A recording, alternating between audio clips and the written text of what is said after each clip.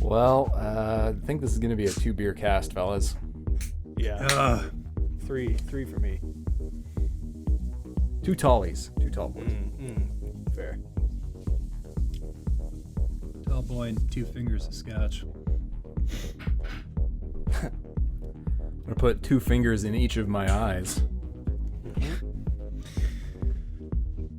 Oh, ain't as bad as that. Some would say it's touch worse. Yeah, don't touch your face right now. Yeah, what are you doing, man? It's all right. I'll pour liquor over the surface of Over the your ball fingers. first. One, so it burns a little bit and I know I'm alive, and 2, for preventing the Rona. Right. Yeah. That is the latest Who update. Liquor rubbed directly into the eyeballs will prevent corona. I couldn't believe it when I read that. Man, Yeah. that's crazy. I know, right? But then I tried it, and I'm symptom-free. Eyesight free? Yeah, well, I mean, It's a little fucked. if you can't see the symptoms, then they don't exist. Plenty of 45 opinions. Yeah. I love opinions on so That's many what we're good things. at. We're good at opinions. Oh, yeah. I can't wait to talk about bug snacks. Come on. Number one game, next gen. Most anticipated. Listen, think- guys, she eats a hamburger and her arm turns into a curly fry. Yeah, it's fucking cool. I want that to happen. Sounds like we're training children to accommodate body horror in their brains. This is just for when the disease testing that's definitely not happening in a couple of years goes in, and we start developing totally not horrible side effects. Oh, It's a yeah. sort of a propaganda piece, you know? 100%. Like grapes growing out of your ass. Yeah, listen, they've almost fixed the ass grapes problem, and they haven't even rolled out the first wave. Right. We're gonna be fine. There was barely anyone that had ass grapes. Yeah. Hey everybody, welcome to Press X the podcast. It's episode 313 for the week of June 22nd, 2020. E3 2020 should have happened by now, and I guess we got some news happening now in the games world. We're going to talk about all that. We're going to talk about it. My name's Paul. I'm a host, and alongside me today I have Squidward himself. It's Rhett. Hello, everybody. And yeah, I do play as Squidward. Fucking Make 3 no- notes and all. Make no mistake about it. And Mr. Krabs, it's James. Okay. I don't remember enough about the show to do an imitation. Hey guys, how's it going? That's pretty good, though. Yeah. More I'll take it. Popeye than Krabs, but I liked it. Yeah. Mr. Krabs doesn't really have any catchphrases. Cash, Just flashing cash. That's really Yeah. his thing. Yeah. It's true. Krabby Patties. Yeah. Taking advantage of his employees and flashing cash. Do you think the Krabby Patties are literally his own flesh? Not his, but his employees. Hmm. Certainly. Well, yeah. It's just And- like you call it that. You call it a Krabby Patty. You happen to be a crab. You're serving customers who are also fish. I just feel like, actually, roll back for a second. What the fuck could they possibly be made of, given that all the, sea life is sentient? Like, which second-class citizens are being ground up into hamburger meat? That's a good point. I have another question. Have you ever noticed how Krabs' daughter is like a whale? Who did he have sex with? A whale? What do you mean? Who did he have? He had sex with a whale. Well, I don't know. There's no crab in her whatsoever. Maybe she had a couple little vestigial crab arms that fell off when she hit puberty. Okay. And it was just well, I guess you're all whale now. Except if you Okay. cooked her and cut her open, it would just be 4.5 tons of crab meat that fell out. Fuck. It sounds delicious, man. I mean, we might have to start campaigning for the episode where they cook and eat Mr. Krabs' daughter. Yes. God. Wow, this got dark early on.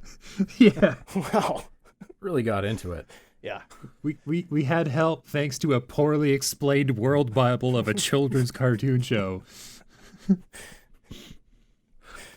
Yeah, somebody needs to release the SpongeBob SquarePants technical manual that explains all these things. Yeah. Mechanics of the land. The manifesto. All that to say that Rat's been playing SpongeBob SquarePants Battle for Bikini Bottom Rehydrated. Red, how is it? It's good. I enjoyed it. Word is starting to come out now. Not everybody, I think, enjoyed it quite as much as I did. Now, I'm not a huge fan of like the series. It was a part of my childhood, no doubt about it. It's been around forever, so I think that anybody my age, I'm sure, can at least, identify one or two of the gags that they use in this game. That was the one thing that I was really driving home in the review, was that the fan service is really on point with this game. Pretty much around every corner, there was like a new inside joke, I guess you could say. And yeah, it's well acted. There's a few of the characters. Mr. Krabs is one of them that is not voiced by the original voice actor. So when they're next to like SpongeBob or Squidward or Patrick, who all sound great, they stand out. That was one thing that really kind of bothered me. And and then there's that multiplayer as well that we were talking about. Man, what was Mr. Krabs' voice actor up to? Does he have a bigger role than Mr. Krabs? Clancy Brown, man, he fox. So I don't know what he was doing. He was probably doing some of that. He couldn't be bothered to get in on the fucking Rehydrated. I'm not sure if who voices Mr. Krabs. Yeah. Really? Yeah, he's got shit to do, man. Come on. Yeah. Oh yeah. He can't be bothered with this Rehydrated bullshit. So yeah, they hired some. I don't know, some rookie, man. Some rookie. That's the nicest thing I can say about him. He's just a bit of a rookie, and he didn't really bring it in the way Clancy Brown brought it, and it really stood out. And Mermaid Man and Barnacle Boy, they as well are voiced by some randoms. And yeah, that dude is like extremely dead. So really? Yeah, no fresh tracks from that one. Okay, fair enough. Yeah, so where the multiplayer, fuck me, Paul. We played a little bit of it. Like, what the fuck? Rhett, we didn't play a little bit of it. We played a lot. all of it. We played all of it. All of it. So we played 45 minutes, an hour of it, and we saw everything that the multiplayer has to offer. There are 26 islands that you can make your way through. They're completely indistinguishable. There was the one island that was shaped like SpongeBob, but other than right? Other than that, could you tell like a difference between any of the islands? Of course, they were like shaped differently, but the enemies were the same on each island. Yeah, they just kind of threw more of the same at you as you went along. But crucially, there's literally no consequence to anything that happens. So, James, let me ask you this. Okay. Have you ever played a survival mode where like you're fighting off wave after wave of enemies, and when you die, when your partner dies, the wave is just completed for you? Have you ever seen that?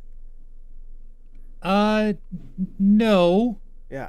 That's not a thing I've ever seen, right? If you die, if your partner dies, generally a survival mode is over. You didn't survive.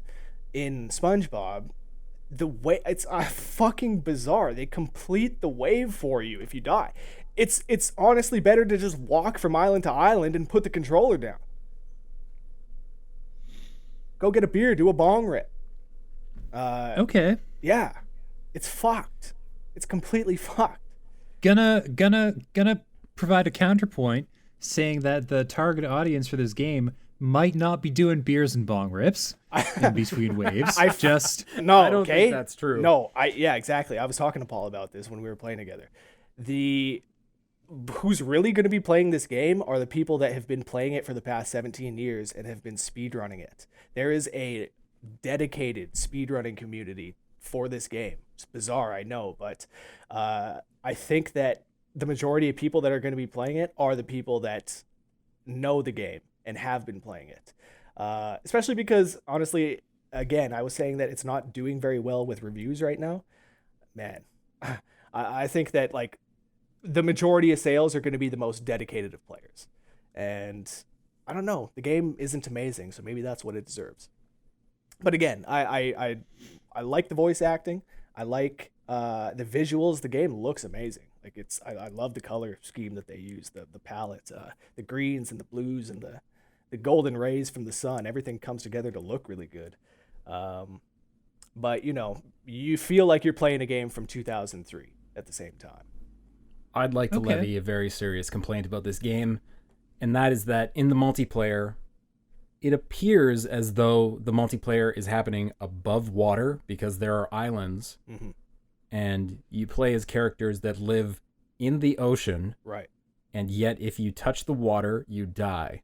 Yeah, Squidward, he didn't touch water for 45 minutes, and he was fine. And I was mentioning how he plays the same 3 notes over and over. That's another thing that this game struggles with is repetition. Much like the islands, much like the missions in the game, every single mission basically boils down to a fetch quest. Repetition is a major problem with this game. Do you think that's why people speedrun the game, so they have to see less of it? Yeah, I'd say so. I mean, the original, I never played the original, but apparently the platforming was on point. And I've heard fans of the original that have been able to play this new version. They've said that the jumping, there's a little bit of a difference in the air friction. So it feels it feels different than the original. But they didn't say it felt bad. Just, I think that, that dedicated speedrunning, hardcore fan base, I don't know if this game is going to pull them away from the original. Yeah. Seems unlikely. Yeah. But yeah, again, I liked it. I think it's only like $30 on the Switch or something. So I got to assume it's probably in the same area, same price range on the other systems. What did you score it? I scored it a 70. Yeah. All right. So it's a good game.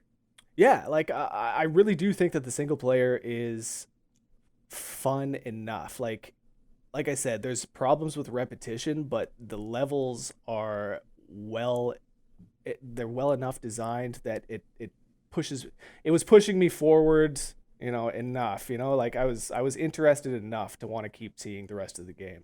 I never felt like I was grinding through things. I did mention that, of course, in every like children's game, there's always the obligatory 1 or 2 missions that have no business being there, that feel as if like, some sadistic developer put them in there to make every child that ever plays them cry. And this game's no different. There definitely is the couple missions where you're like, what the hell? Like, this is completely unfair. This doesn't work. Something's broken here. But yeah, everything else, pretty much a complete lack of difficulty. But it's a good game. Rambling at this point. Okay. Yeah. James, is Pokemon Isle of Armor a good game? Expansion. Crucially, expansion. Yeah, it's weird because it's short. The quote unquote story portion you can probably power through pretty quick if you're so inclined. And I recognize this is just part 1 of a 2-part release, with the second part coming out later. But I think the real appeal of the expansion, just like the main game, is less about the story, and it's more about you being able to like wander around the island or the islands or like the territory, fighting Pokemon and powering stuff up and like just perfecting your team and whatnot. There's a lot of like open-ended chill activities you can get through that like are actually pretty fun, and there's like 100 more Pokemon added to the dex. So like if you were like, oh, there's these people that I was really hoping to see again, there's a possibility you're gonna. I didn't like include a complete list, but I saw Scyther and Pinsir on that island. I was pretty up for that. Classic. And a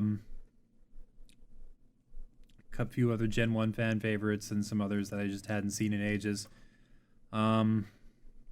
Was They also, was Slowpoke in the original game? Because there's Slowpokes on the island.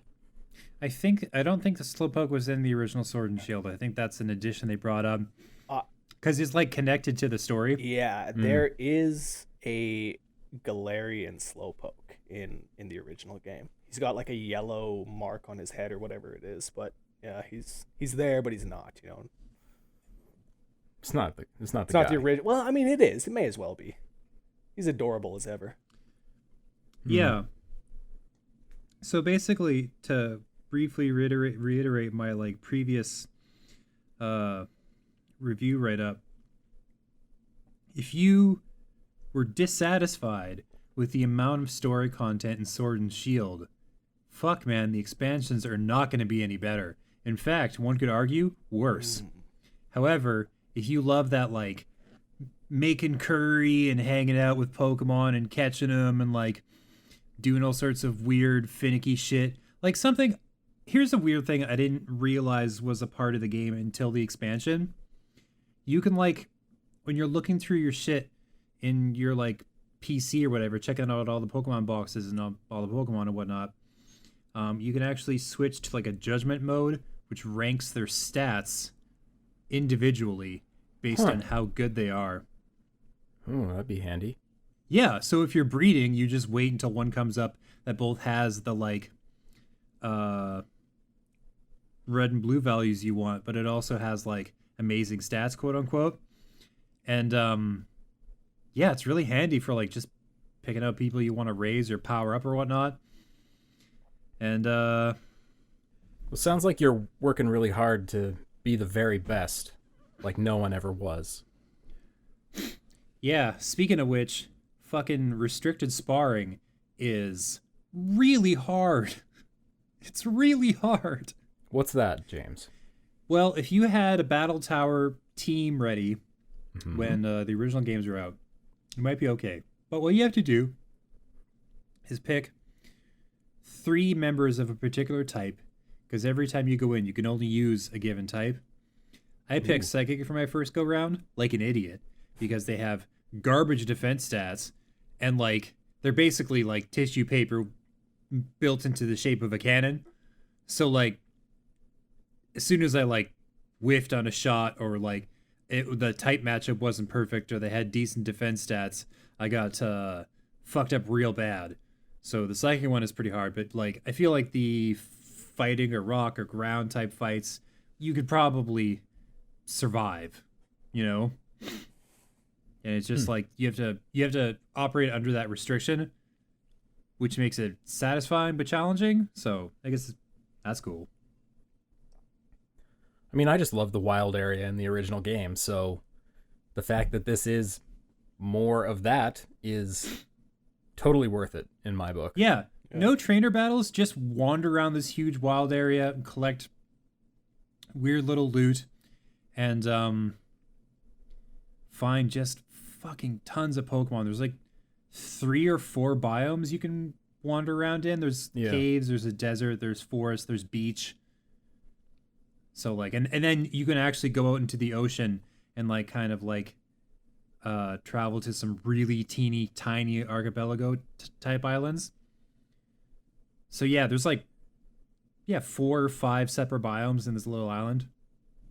It's pretty cool. I saw people on Reddit kind of agreed that this open wild area should have been the original. You know, what the wild area should have originally been. I don't know if I'd go that far. No. Because the first area was a little bit of a guided tour of how this is supposed to work. Yeah. I know the next expansion is going to feature the original legendary birds and a new tournament. Nice. So looking forward to that. Oh yeah, gotta get me some Articuno. I saw today, I was just playing some Isle of Armor, and somebody joined one of my max raid battles with a Mew. Is that just a Pokemon you can get in this game? You can bring Mew from the Pokemon Bank or Pokemon Home, I guess it would be. That's got to be it. Yeah. Yeah, there are a few Pokemon actually that people were able to get into the game early that way. Yeah. Probably, possibly, potentially super hacked. So, you know. Yeah, absolutely. Oh, we absolutely slayed in this battle, so I wouldn't be surprised. Yeah, the thing probably had 900 attack power, 900 special attack, 1,000 special defense, you know. Oh, yeah, you mean a value 3 times higher than any Pokemon in the history of Pokemon could possibly achieve under any circumstances? Completely No, it's hacked. probably totally real. Yeah. Speaking of totally real, should we talk about The Last of Us? We can. If you've got more hot, burning things you want to say about the game, Paul, I'm not going to stand in your way. I mean, I don't have anything to say. I feel like I said my piece last time, but Rhett, I know you've been playing it. Have you been playing it, James?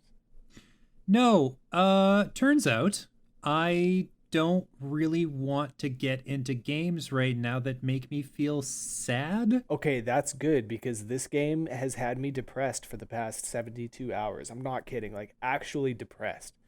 I've played it maybe an hour or two in the past 3 days. I don't like it. I don't want to play it. It's one of the best games I've ever played, don't get me wrong, but I fucking hate it. I don't want to like get too into it. I don't want to spoil anything. Especially, you know, it's still so early on that like there are major story events that happen within the first couple hours, so I don't want to get into too much. But yeah, there's a lot of user hate going on right now. Metacritic and everything is fucked. I really genuinely don't understand where all the hate is coming from. I've seen a lot of people complain about like a lot of this like LGBT business being inserted into the story, and I just don't see where these people are coming from. I don't feel like any of this is being stuffed down my throat. It's almost as if these people don't recognize, or like they just want to ignore the fact that like this is one of the most technically beautiful games I've ever seen in my life. Visually, the way that characters move, the animations, the fluidity, man, it's just like a technical masterpiece. And somebody are acting like that's not the case. Sorry. Somebody was put up a GIF on Twitter. It was a really simple thing. It was just a character like taking off a shirt, but it was like so beautifully done. Yeah, like I was just today, I was playing a little bit, and I hopped through a shop window with Ellie, and just the way that she did it, there's just such a little thing, but just the way that she like stepped up onto the ledge, the way she came down off of it and like kind of crouched down, tripped over herself a little bit. It's just like one of the most realistic things I'd ever seen in the game, and it made me want to explore more, you know? It made me feel like I actually was the character. I don't know. I feel like I'm connected to this character in a way that I don't really get very often. And yeah, I don't know. I don't understand where all this hate is coming from, to be honest. Again, I'm very early on. I'm like 5 hours in, but I'm also taking my time. Like, man, I'll go into a room and I'll spend 5 minutes just kind of slowly panning the camera around and looking at everything. So I'm definitely milking it, but yeah, we'll see where it goes. But man, like a lot of the hate that I've seen online kind of floats around the same 3 or 4 points, but anybody that I see parroting those points, it's clear to me that they haven't played the game, or they haven't played the game with an open mind. They've seen the leaks and they've already decided how they feel about it. But I think what is different about this game than other things that might try to shove agendas down your throat is that this does the work. It does the work to make the characterization make sense, to make the story make sense. So by the end of it, even though it hurts you early on and it hurts you real bad, by the end of it, you understand what the point of the story was. I hope so. And I hope that I will be getting to tear the head off of a certain character. You know what I mean? I hope I get that moment. Man, that's I've been absolutely how they want you to feel, man. Yeah, that's absolutely how they want you to feel. Well, they did a fucking great job, Naughty Dog. Fuck, motherfuckers. Yeah. I feel like I'm fucking watching. Game of Thrones or something. You know, it's just so well directed. My God, it's you know, I was saying with the Phantom Pain that game felt like there was a camera guy that was actually like there in the scenes, and the same thing with The Last of Us, maybe even more so. You know, it actually feels like there's somebody there filming everything that's going on. Yeah, just a technical marvel. I'm amazed by the game, and I can't wait to see more of it. I mentioned this in the review, but one of the things that really struck me about the cutscenes in particular is usually in a game, the story is so boilerplate or so peripheral to what you actually want to be doing that if the music fades down and the characters kind of get quiet and there's a lot of open air space, that's when your mind starts to wander and that's when you stop paying attention. But I found that's when I laser focused in. I was just hanging on every word that Ellie was going to say or Joel was going to say. Yeah. And in a way that it just doesn't happen in other games. So I think whether or not people like the direction they take the story, they have to recognize the craft. That's what I'm saying. Like I nobody's recognizing that this is a once in a lifetime kind of game. You know? Yeah, man. Yeah. It looks so good that I think as of this moment is a lock for the best looking game so far this year. And the only question in my mind is, do any of the next gen games actually look better than this? Because I think it's possible that they won't. I agree. This year, I don't think so. Maybe SpiderMan. Maybe. I also think though SpiderMan is going to look very similar to how it looked on the PS4, the original Agreed. version. I think the lighting will be improved, but I think it's going to look very, very similar. Yeah. James, tell me about Skeletak. Well, it's a teeny tiny little Metroidvania type game. Ew, Metroidvania. Okay, you know what? That's actually not a fair comparison to make genre-wise, subgenre-wise. It's the difficulty is mostly in the platforming, and that's like a lot of what it is. It's actually more of a combination between like Metroid and Meat Boy. Metroid meat. I get it. Yeah, right. yeah. Big old steaming grade A hunk of Metroid beef. Like somebody was like, hey, it's a little bit like it's got some like Dark Souls-y stuff in it. It's like, for one, that's just what you call any video game that's hard. That's not fair. Yeah. Which, holy shit, this absolutely is. Because there's this like currency you get from defeating enemies, and when you die, you lose a bunch of it, and you can get like most of it back, but not all of it. So if you're getting repeatedly murdered in a really tough platforming section, you can just watch your like shard savings just drain away over the course of a minute. There was one particular section that I tried. It was like it was a bonus thing, but I found out that once I started the bonus challenge, I couldn't actually back out until I finished it, unless I like reset the game. Because it like wouldn't let me escape the way I came in. So I tried, I don't want to say 100 times, but approaching 100 times to do this platforming challenge. Basically, oh my god, it's so hard to describe the way the movement works, except to say that if you don't play Skeletak with the D-pad, you're fucked, and don't play Skeletak. Because you need the ability to, like, when you're hanging off a wall, you just press the direction opposite the wall you're facing, and you leap away automatically. And then once you do that, you're free to execute another set of jumps in midair. So you can kind of do this thing where you're like hopping on and off a wall, climbing it vertically, just doing this weird leap.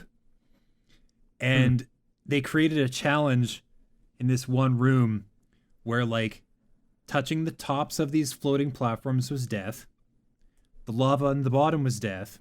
And they were like these tall vertical slice things that you had to like hang off the sides of and leap back and forth between.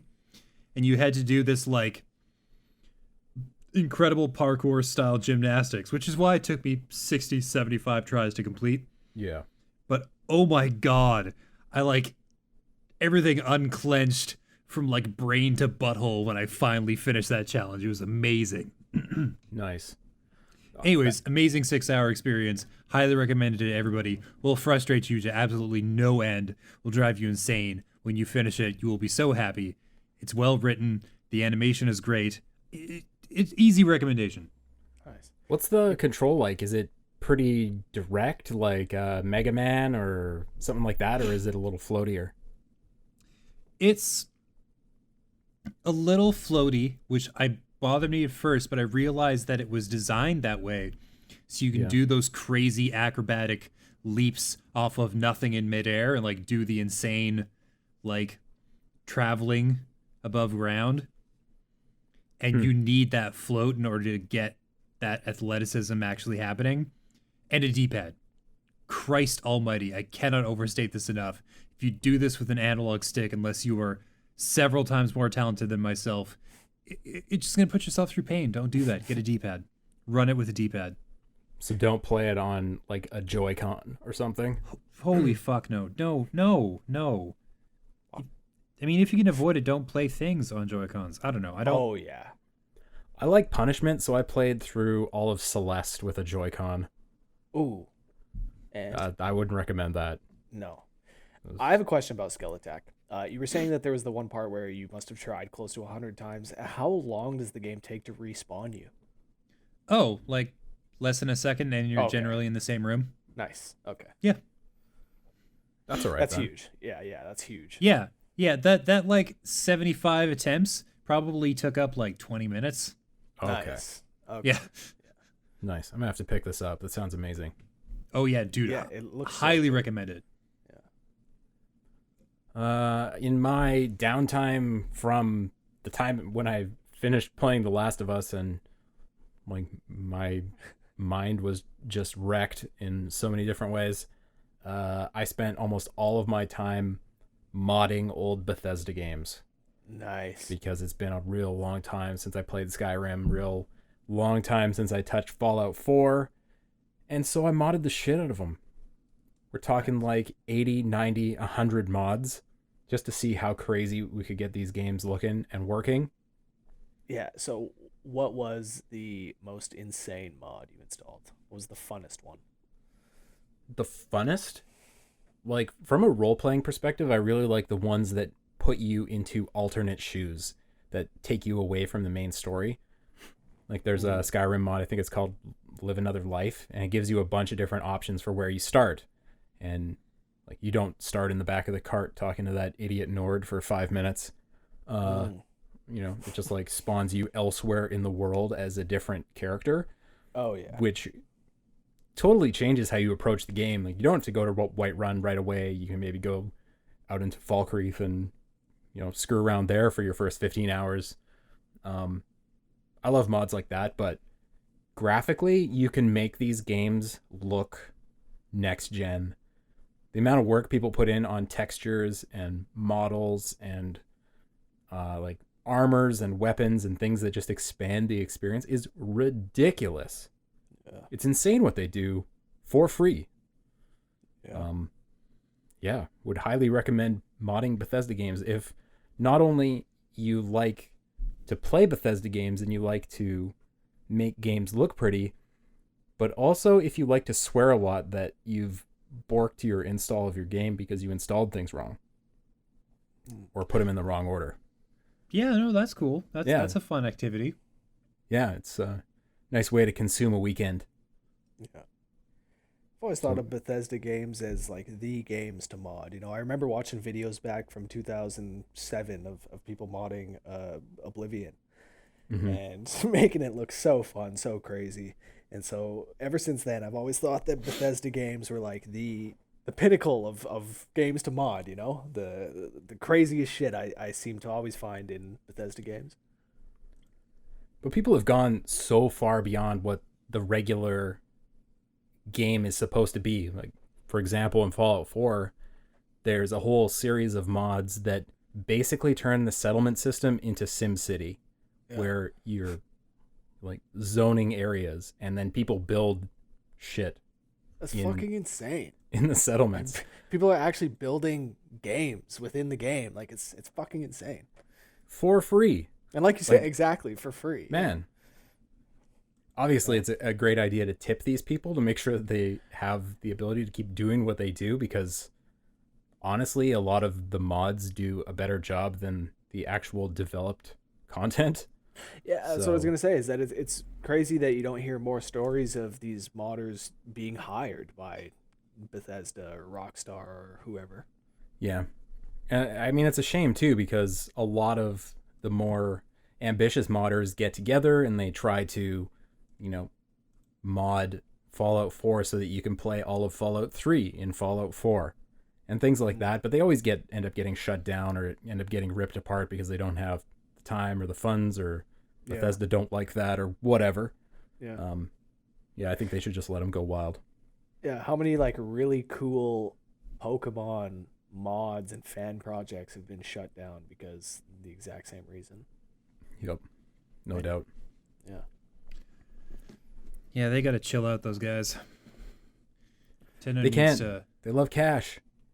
I blame Todd. They love cash, and they're convinced that anybody making a fan project will turn their IP into fucking just a box full of graham crackers. So we're like, we had a franchise, now it's just snack food. I don't understand. What did you fucking do? And so on and so forth. A lot of, swearing and confused screaming. Exactly. There was the one where I don't know if you actually dealt crack, but you were a crack dealer and your mom dies at the start of the game and you have to go out and, man, it was crazy. It was actually a crazy fan project. And yeah, you were definitely battling criminals with Pokemon. It was cool. Damn, dude. Yeah, it was heavy too. I know, it was fucking heavy. I think they're just scared that the modders are going to make their games look like garbage. They're scared that the modders are going to make a better Pokemon game. Exactly. They're scared that the modders are right. They're going to write a better story. They're going to probably design better Pokemon. Although I will say that the latest gen had some pretty good designs, I think. But yeah. They got their mojo back this time. There were some dark years. The last two were not the greatest. One more game on the games list, and that's another one from you, James. Gestalt, Steam, and Cinder, which is something that I guess we would have been previewing at an E3 or something this year. Yeah, for sure. Oh man, the demo takes 30-45 minutes to run through, and I made sure to play it 3 times before I did my write-up. Mm-hmm. Not to be diligent, I just really liked it. Nice. Yeah, it's basically it's got a mishmash of influences in it. You got a little bit of Castlevania Symphony of the Night, because it's a 2D with really amazing pixel art, and the combat's very precise, maybe more precise than Castlevania, so you'd have to compare it to something else. Not Dark Souls, because I'm very sick of that, but some other game where the combat is good. And you can level up a character and assign stat points, which to me, when you combine that with a beautiful 2D pixel art world, is basically an instant pre-order, where it's just oh, you're doing all the things that trigger the little happy lizard part of my brain. I have to own this game whenever it comes out. Mm-hmm. I love assigning stat points.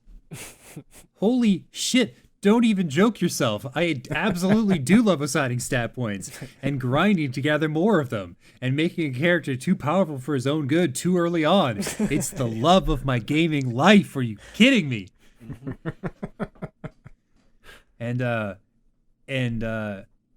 it's pretty tough where you only you have a health bar, but realistically you get 5, 6, 7 hits and then you're done. And you pump your stats for attack. The way the stats go up with percentages and the way they glow when you are about to assign values to them, it feels kind of like Dark Souls and Bloodborne, but that is literally the only thing that feels like Dark Souls and Bloodborne, just that single aesthetic choice they made. Yeah, I played through it once, loved it. took like 6 tries to beat the boss. Played through it a second time, beat the boss in the first try. Played it a third time to see how high of a level I could get before it was like, this is getting kind of dumb. And then go beat the boss again. And then I did the write-up because oh God, I cannot fucking wait for this game to come out. It does look sweet. As soon as that code hit my inbox, I thought, James Paley, happy birthday, my friend. You're going to love this. And I did. And I very much did. Well, I'm glad something enjoyable happened in the past 2 weeks. That's amazing. I mean, we can move on to the news, but I think primarily this section is probably us talking about the PlayStation 5 reveal. Oh, yeah. Hell yeah. What the fuck do you guys think of the system? It's fucking gorgeous. It's I love it. absolutely gorgeous. I know I'm super down. some people have chirped it. There's always going to be people that talk shit. I've seen some people stick 2 pieces of paper towel on the side of a router.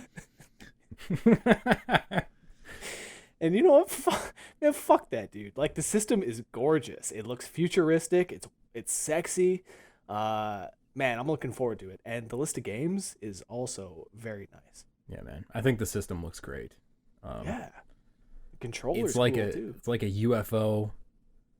I think anybody that was surprised by kind of the styling and the design of this thing hadn't seen the controller because they look basically the same. But yeah, I love that it's large and in charge. They don't care about the size. They made it this crazy swooping design because they know they got the big stick. And it's theirs to run with. They didn't have to be conservative at all. They could just go absolutely hog wild. It's so much more appealing than the Xbox. It's so much more eye candy, you know? I mean, I do like the Xbox design. It's very classy and simple. I think possibly that design will age a little better. But sure. Man, give me that PS5 design. But I love the it. The Xbox design will age better because they didn't take any risks.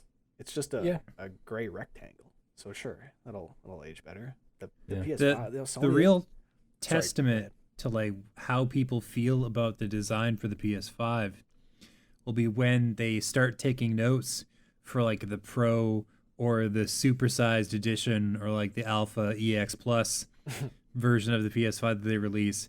And then, because they always change the way it looks for the newer, hotter model. Yep. And it'll be interesting to see like what design elements they keep versus what they get rid of. Like maybe they're like, no, fuck it, that pop collar getting even bigger for the Pro. Yeah. And then it's just like it never fits in an entertainment center again. Exactly. And you're like standing upright like a fucking CD tower beside your like rest of your furniture. It's just Oh yeah, you can start fucking jamming things in between those fucking waves on the sides, you know? They become game holders. Personally, I'm waiting for the PlayStation 5 Third Strike. That's going to be the best version. Oh, hell yes. That's when they really like tighten up the controls. Bringing the arcade experience home. Oh my god, yes. I also want to say that I loved that presentation. I thought it was super tight, and I loved all the motion graphics they had in between the various games. They were just so weird and off the wall.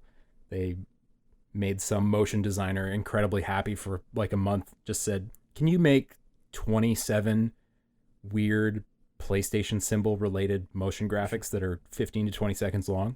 And they said, fuck yeah, I can. And God, what a day that was for him.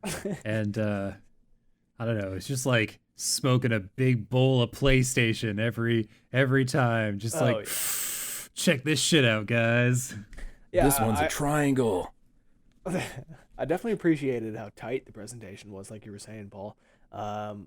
They didn't need to bring out developers and producers and things and to explain all the games. You know, they did that for a few, of course, but they kept it tight, they kept it concise, and they got through it. I know that they said that it was going to be like 2 hours, but they got through the presentation in like 75 minutes, and I thought that was perfect. I was they brought out impressed the by people they needed to. Like, Shuhei was there. They showed off Herman Hulst and some of the people from Guerrilla or their bigger studios, but Yeah. they didn't have to go crazy with that. They let the games talk, and talk they did. Mm-hmm.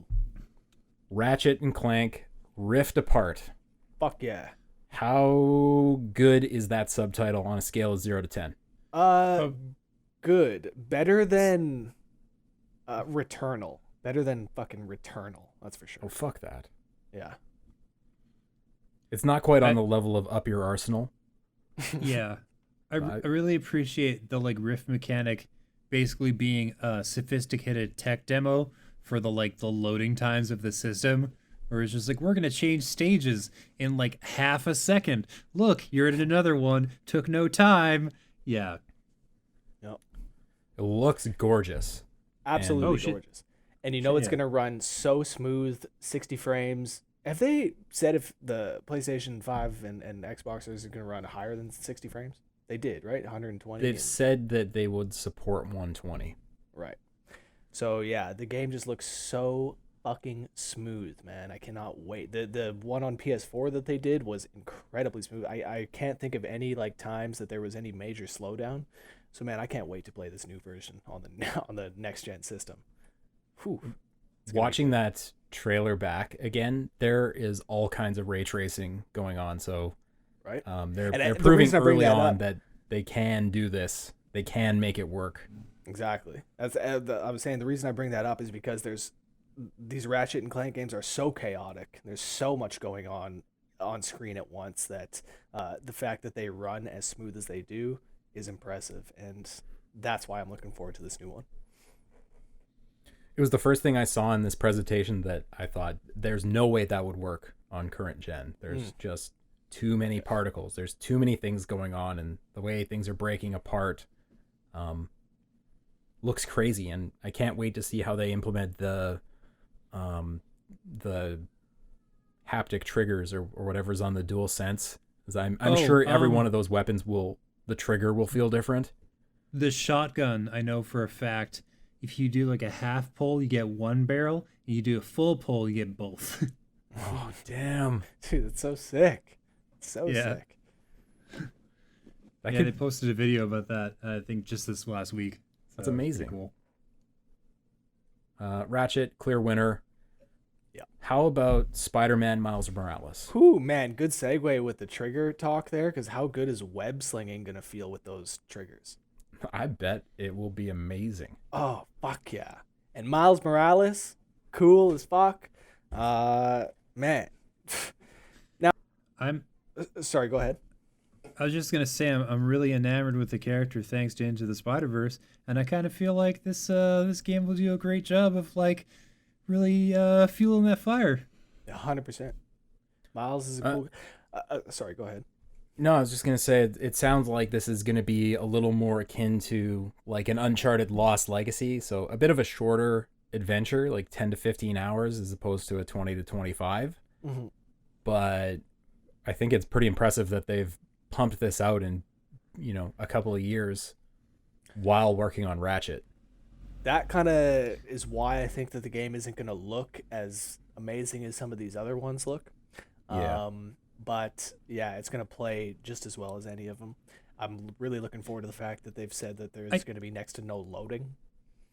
I think Spider-Man is going to be a great example of how easy it is to scale up in service of the PlayStation 5, because you have that huge cityscape environment, and it wouldn't... I don't know how much work it would be to just crank up the fucking detail. That's a great example of how to really make a bigger, beefier system work, where it's just things you would hardly even notice if you weren't looking for it. Just the level of detail in every building, in every street, right, in every street corner, and the amount of NPCs, yep, and just regular crowd people and stuff like that. You know what I mean? Yeah, those comparison videos are going to be pretty interesting. Where somebody really zooms in and compares the mailboxes from Spider-Man 2018 to Miles Morales. I think what'll make a huge difference to the overall look of this game is that When you are, say, up on top of the Empire State Building, you're going to be able to look down and see a full row of cars filling up the street in all directions. Whereas with the old games, you wouldn't be able to see vehicles past, maybe 50 yards. So, yeah, I think that is going to add to the overall effect of really feeling like you're in New York City. New York City's so dense and so, like, looming, yeah, I think that they're going to really capture that with this next one. One of the things I read out of Insomniac is that with the first Spider-Man game, they actually had to slow down how fast you could web swing to make sure that the world could load ahead of you. So Right. I'm curious to see if now unlocked, unhinged, how fast will you be able to get going on your web swinging? Oh, Jesus Christ, that sounds like so much fun. Just go ham. Man, I cannot Just wait, because I'll admit that Swan dive. I agree that I think that you can feel the fact that they dialed the web swinging back a little bit in Spider-Man PS4. It's agree. obviously the best web swinging that's ever been put into a Spider-Man game, but there was just, I don't know, there's something missing. It feels like you should be able to go a little bit faster. I really do believe that. So that's another thing. Yeah. Miles Morales, hopefully he's fucking ripping. Yeah. Next up on the list, Kena, which is that kind of really gorgeous looking exploration game from Ember Lab. Had kind of the soot spider little characters, incredibly cute. Oh, And yeah. some of the best looking environments out of anything they showed. Yeah. This, I mean, not really, but those little characters, it kind of reminded me of Pikmin in a way, but obviously a much, much more gorgeous version. And who knows what the game is actually going to be like come release. But yeah, like you said, this looks gorgeous. It looks gorgeous.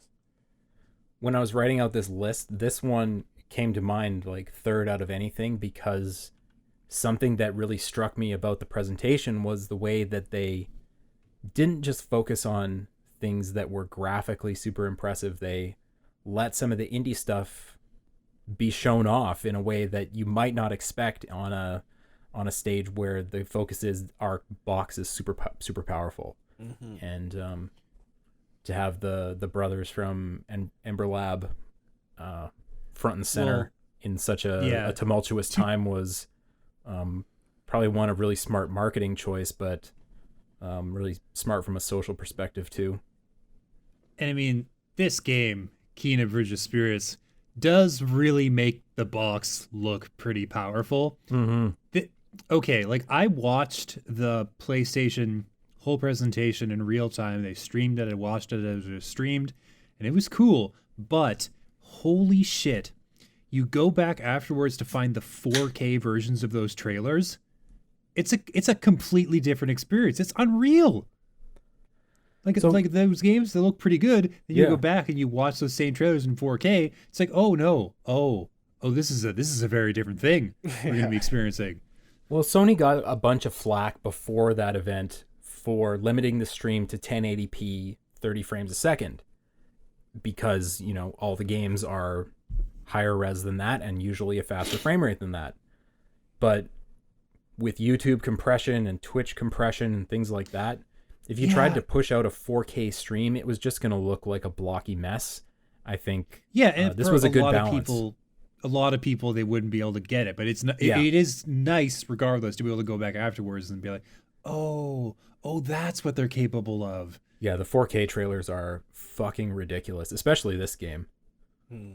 Like, this looks hot to trot.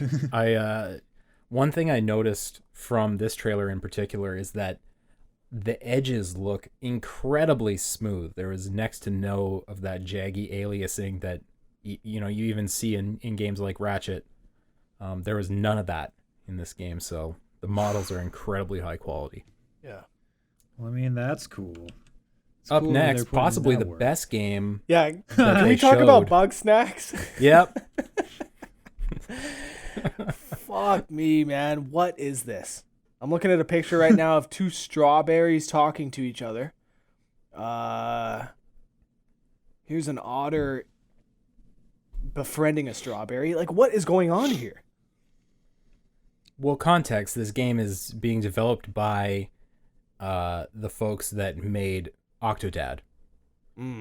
So Yeah. they've got a bit of a weird twinge to everything they do, and I think this is gloriously strange. If that's what you want to call the dev team taking acid as a group, okay.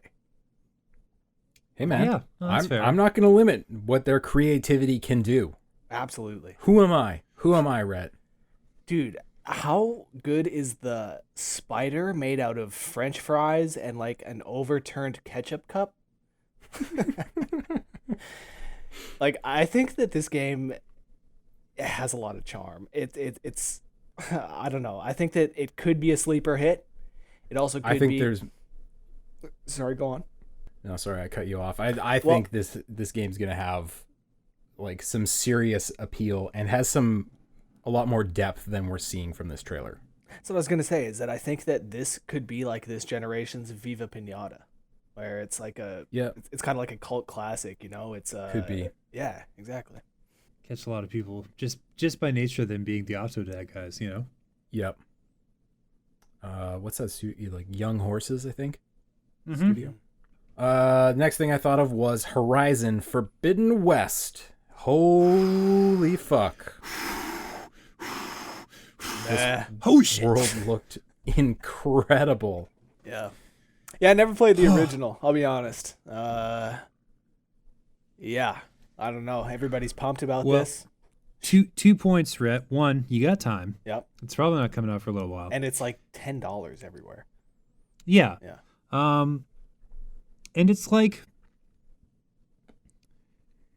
it's real good.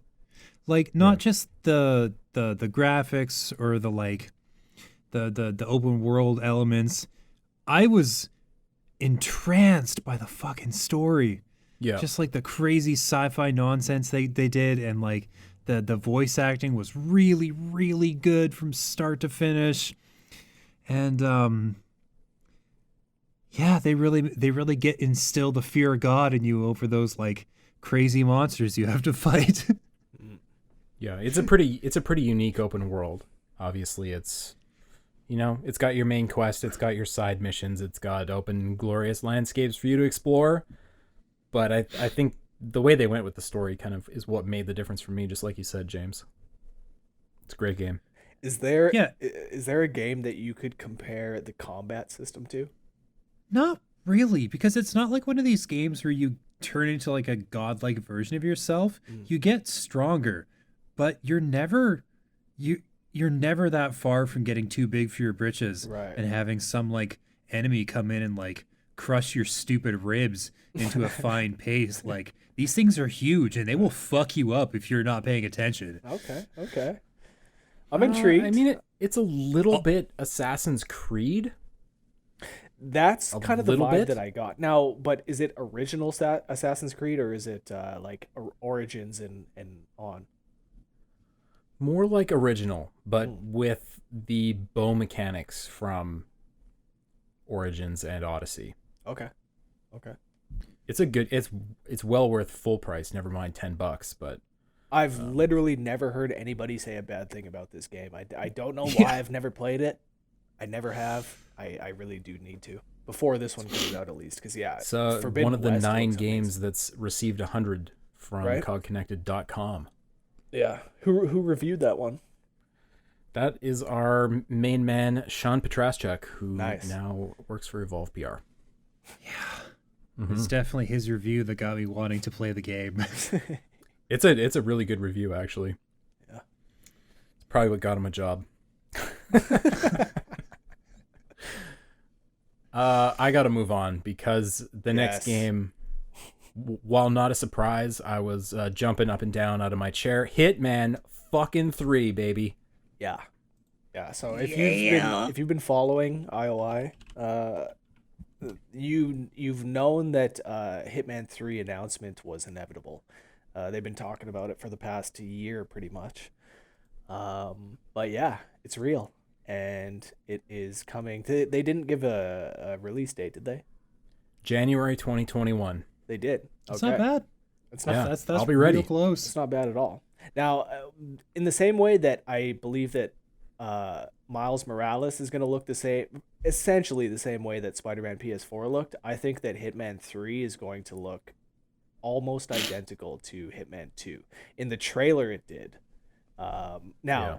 I think that there's going to be an even greater level of complexity to the levels, and I mean, Hitman is no, especially the past two games. Hitman is known for the complexity to their levels. So, 3 looks like it's going to be crazier, bigger. Man, can't wait for it. Paul, what has you excited? I mean, name another game where you can dress up as the Sheik and throw a fire axe into a fashion mogul's face in the middle of a stage. Like, I don't know what else you need to say about this game. It is tremendously silly and so good. Yeah. And, I mean, the story's nothing to write home about, but you're not coming to Hitman for the story. Yeah, Listen, that's not why you play these games. Listen, I'm going to disagree with you, though. Okay. I think the story has come a long way from the days yeah. Blood Money and Absolution. You're going to compare it to those? Yeah, of course it's come a long way from that. It's at least stringing together a thread that you can follow from 2016 to Hitman 2 to this. I'm probably in the gigantic minority of people, but I'm interested to see where the story goes from here as Agent 47 tries to figure out exactly who he is and wrestles with a few things while he's chucking bricks and spaghetti sauce at people. Hitman 2 did leave on a good cliffhanger, and you're right, exactly. The spaghetti sauce, my favorite weapon of Hitman 2, the expired spaghetti sauce. Just add insult to injury. You can't even eat it when you wake up. No. It's expired. No. Man, what a game. Yeah, I cannot wait for Hitman 3. Did you know Hitman 2, I actually completed every single challenge in that game, which turned out to be, dude, it turned out to be like 1,800 challenges. It took me pretty much all of 2019. That is no small feat.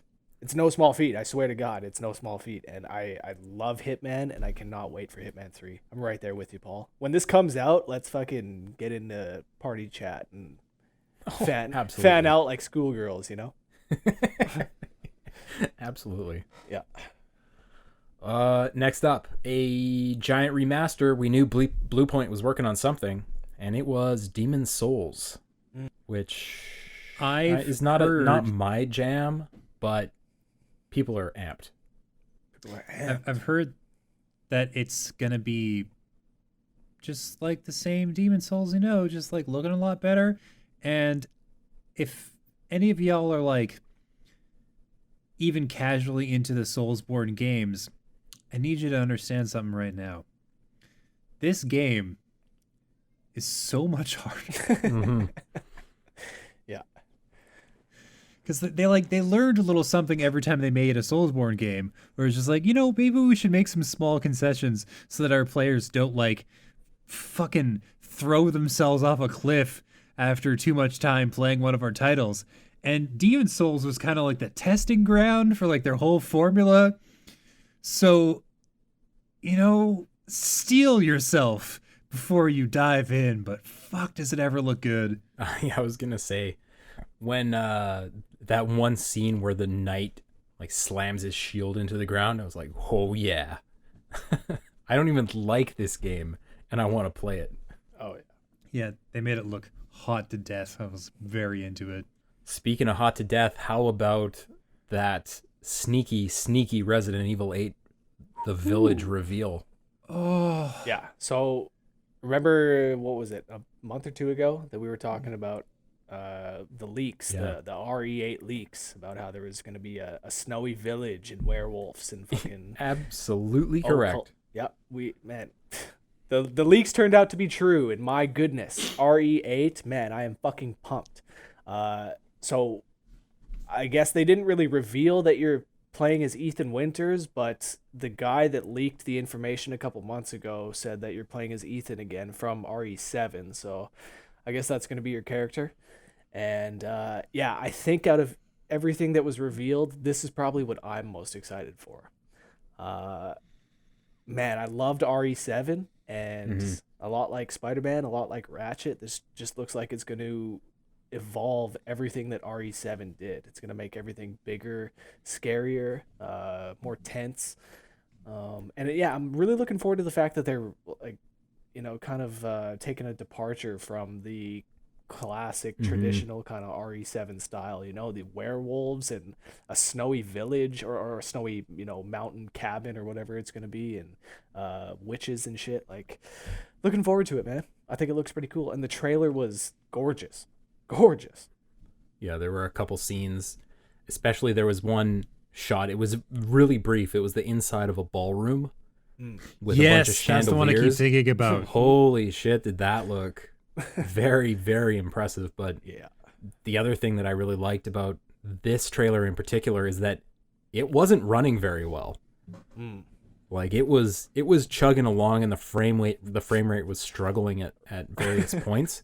Right. So that just tells me that yes, this is running on a system, and no, it's not done.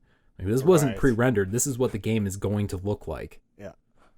Yeah, that's a very good point. Very good point.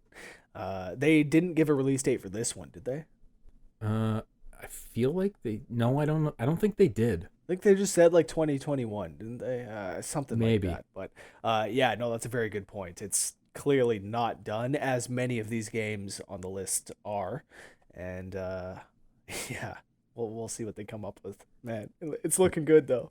Man, Chris Redfield, he was looking like bulked up and ready for a long winter. Right? Now, so Chris, there was some DLC where you play as Chris at the end of RE7. Like, is there going to be, multiple characters that you play as? Maybe we haven't seen the last of who we'll be playing as. Maybe there'll be Ethan and Chris and maybe some fucking Jill in there or Leon or who knows.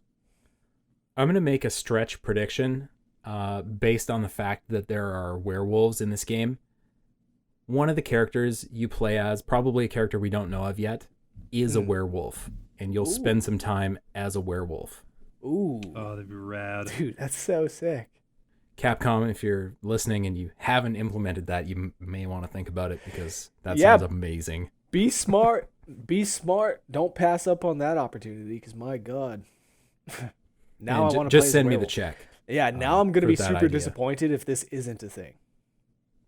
Well, I'm sorry if that's the case. Not too sorry, though, because, whatever. Yeah. Fair.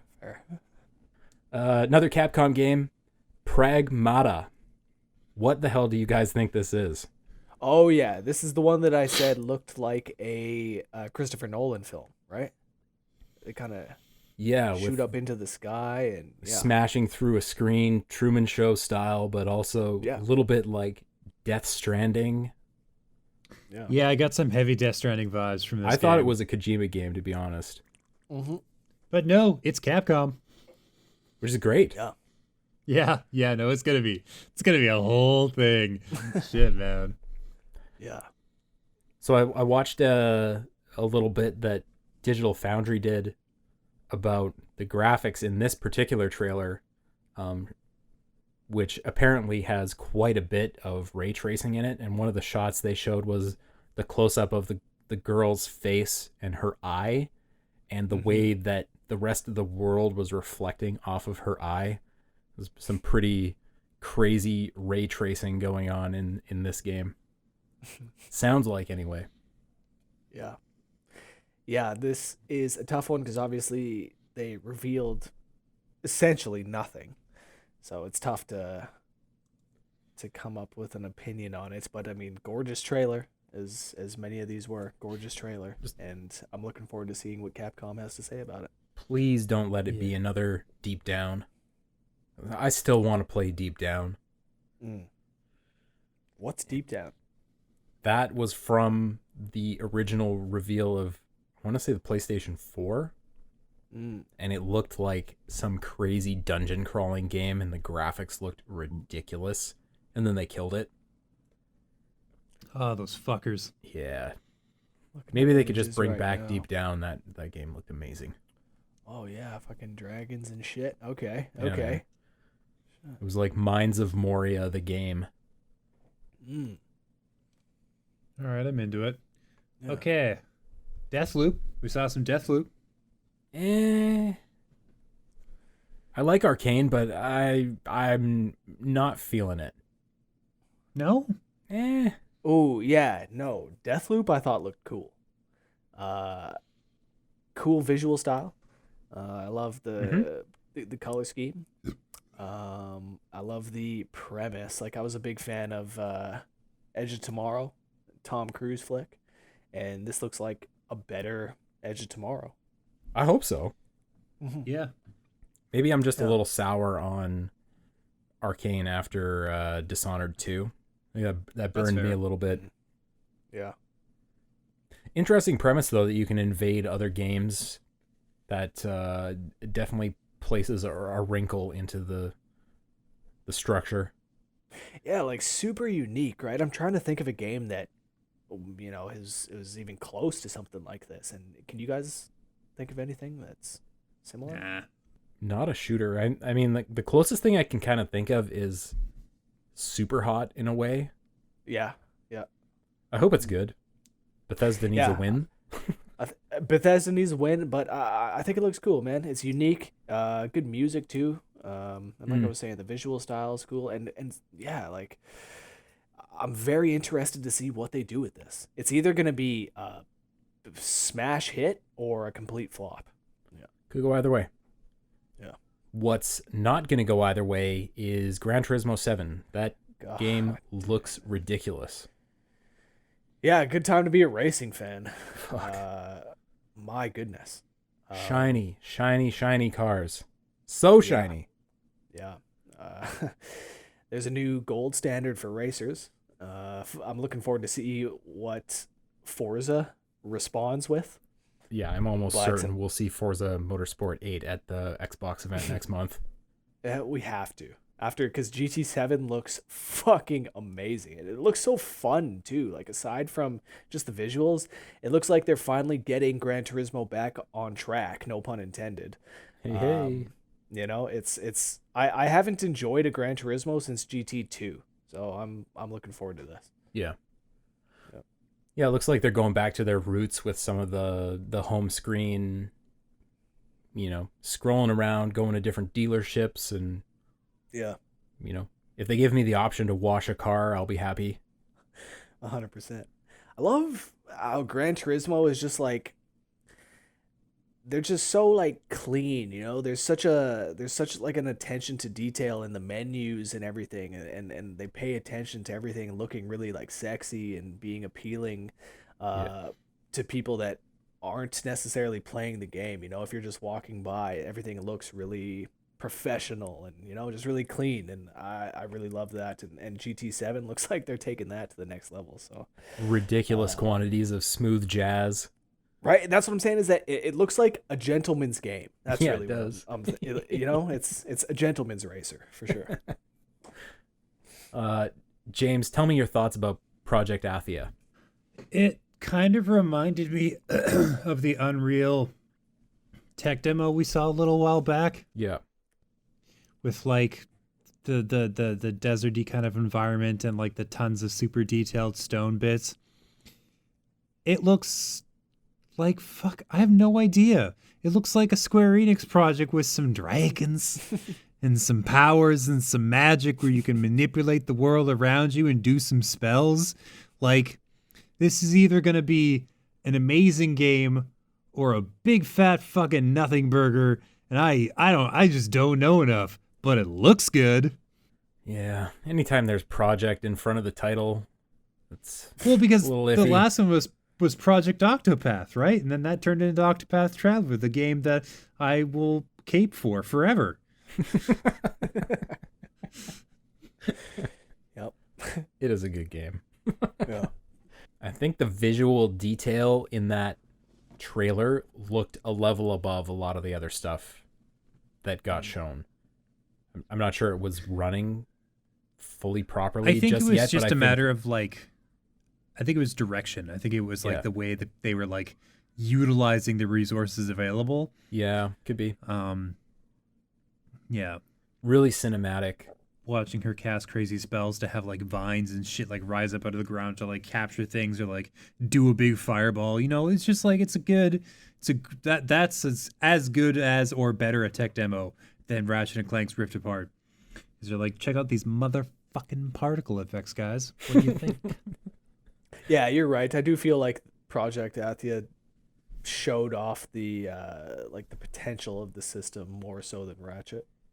If there's a phrase that I wish I knew how to say in Japanese, it's check out these motherfucking particles. If you know how to say check out these motherfucking particles in Japanese, please email us. PressXpodcast@gmail.com. I would love to learn how to say that. Yeah, but obviously then I will it. Don't email us in Japanese. Yeah, I won't be able to read it. You'll need to spell it out. Yeah. Phonetically, slowly. Very slowly. We're not good. We don't read kanji. I'm sorry. We're not good. We're not good. Yeah. That's it. Yeah. I don't know. James might read kanji. I could see you having that ability. No. All right. I'm a level 1 weeb. I can't do any of the like Japanese shit. You gotta level up. You gotta put some skill points into linguistics. Oh God. Who's got the time besides me? Obviously, every day. I'll tell you what I definitely have time for, and that is running around a gorgeous-looking city as a cat. Yes. In Stray. Yes. Doesn't it feel like the world has needed this game for a long time now? Oh my God. It looks... I don't know what it looks like, but I think I want to play it. It looks fucking beautiful. I love like the city, all the neon and everything. It looks like you're in like Hong Kong or something, you know, or downtown Tokyo. Man, it looks so cool. And just reflections gone wild in that trailer. Yeah. God knows what you're actually going to be doing as this cat. But I will be buying this day one, I think. I definitely want to try it. Yeah. I feel like this is the kind of game that would have benefited from having a good convention season where people could get their hands on it and see what it's all about. Like from the trailer, I'm intrigued, but is that enough for the general public to go out and buy it? Hard to say. I mean, there's a lot of animal lovers out there. Like, true. For me, I'm sold on the game just to play as this cat. You know, you could have taken the world out of it and everything and give me like, you know, a trailer with a PS5 game that you're going to be playing as this cat. That's going to be enough for me. Maybe I'm easily impressed. Maybe I'm just excited for the next gen systems. But yeah, this looks cool, man. This looks cool. I'm really excited to see what you, like I was saying, what you actually do as this cat. I'm really curious to see what your guys' thoughts are on the new Housemarque game called Returnal. Is that another death loop or time loop one? I'm pretty sure it's a roguelite. James, just don't flip out. It seems like it might have more than that, but it does seem a little bit like a roguelite. Yeah, okay, a hostile planet that changes with every death. Yeah. Okay, get back into the action right after dying. Yeah. Okay, like it might necessarily not be a roguelike. It looks a little bit too big and pretty and cool to have this standard roguelike problems. I mean, it's interesting because of who's making it. Housemarque made Super Stardust HD. They made Resogun. Basically score attack games where you're looking for a multiplier. You're looking for the high score.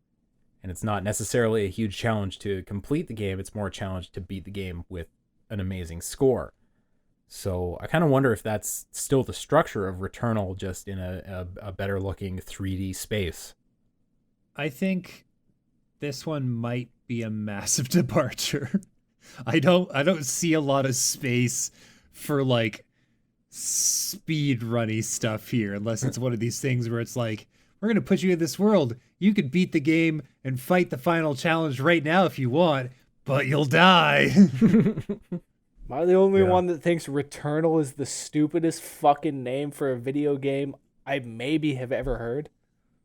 No, man. No way. No way. I just It's I had to get that out there. It's I don't- Eternal. I don't mean It's to be Return a negative Eternal. Nancy. It's Yeah. Returnal. Okay.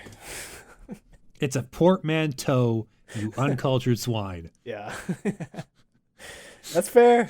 That's fair. I am uncultured.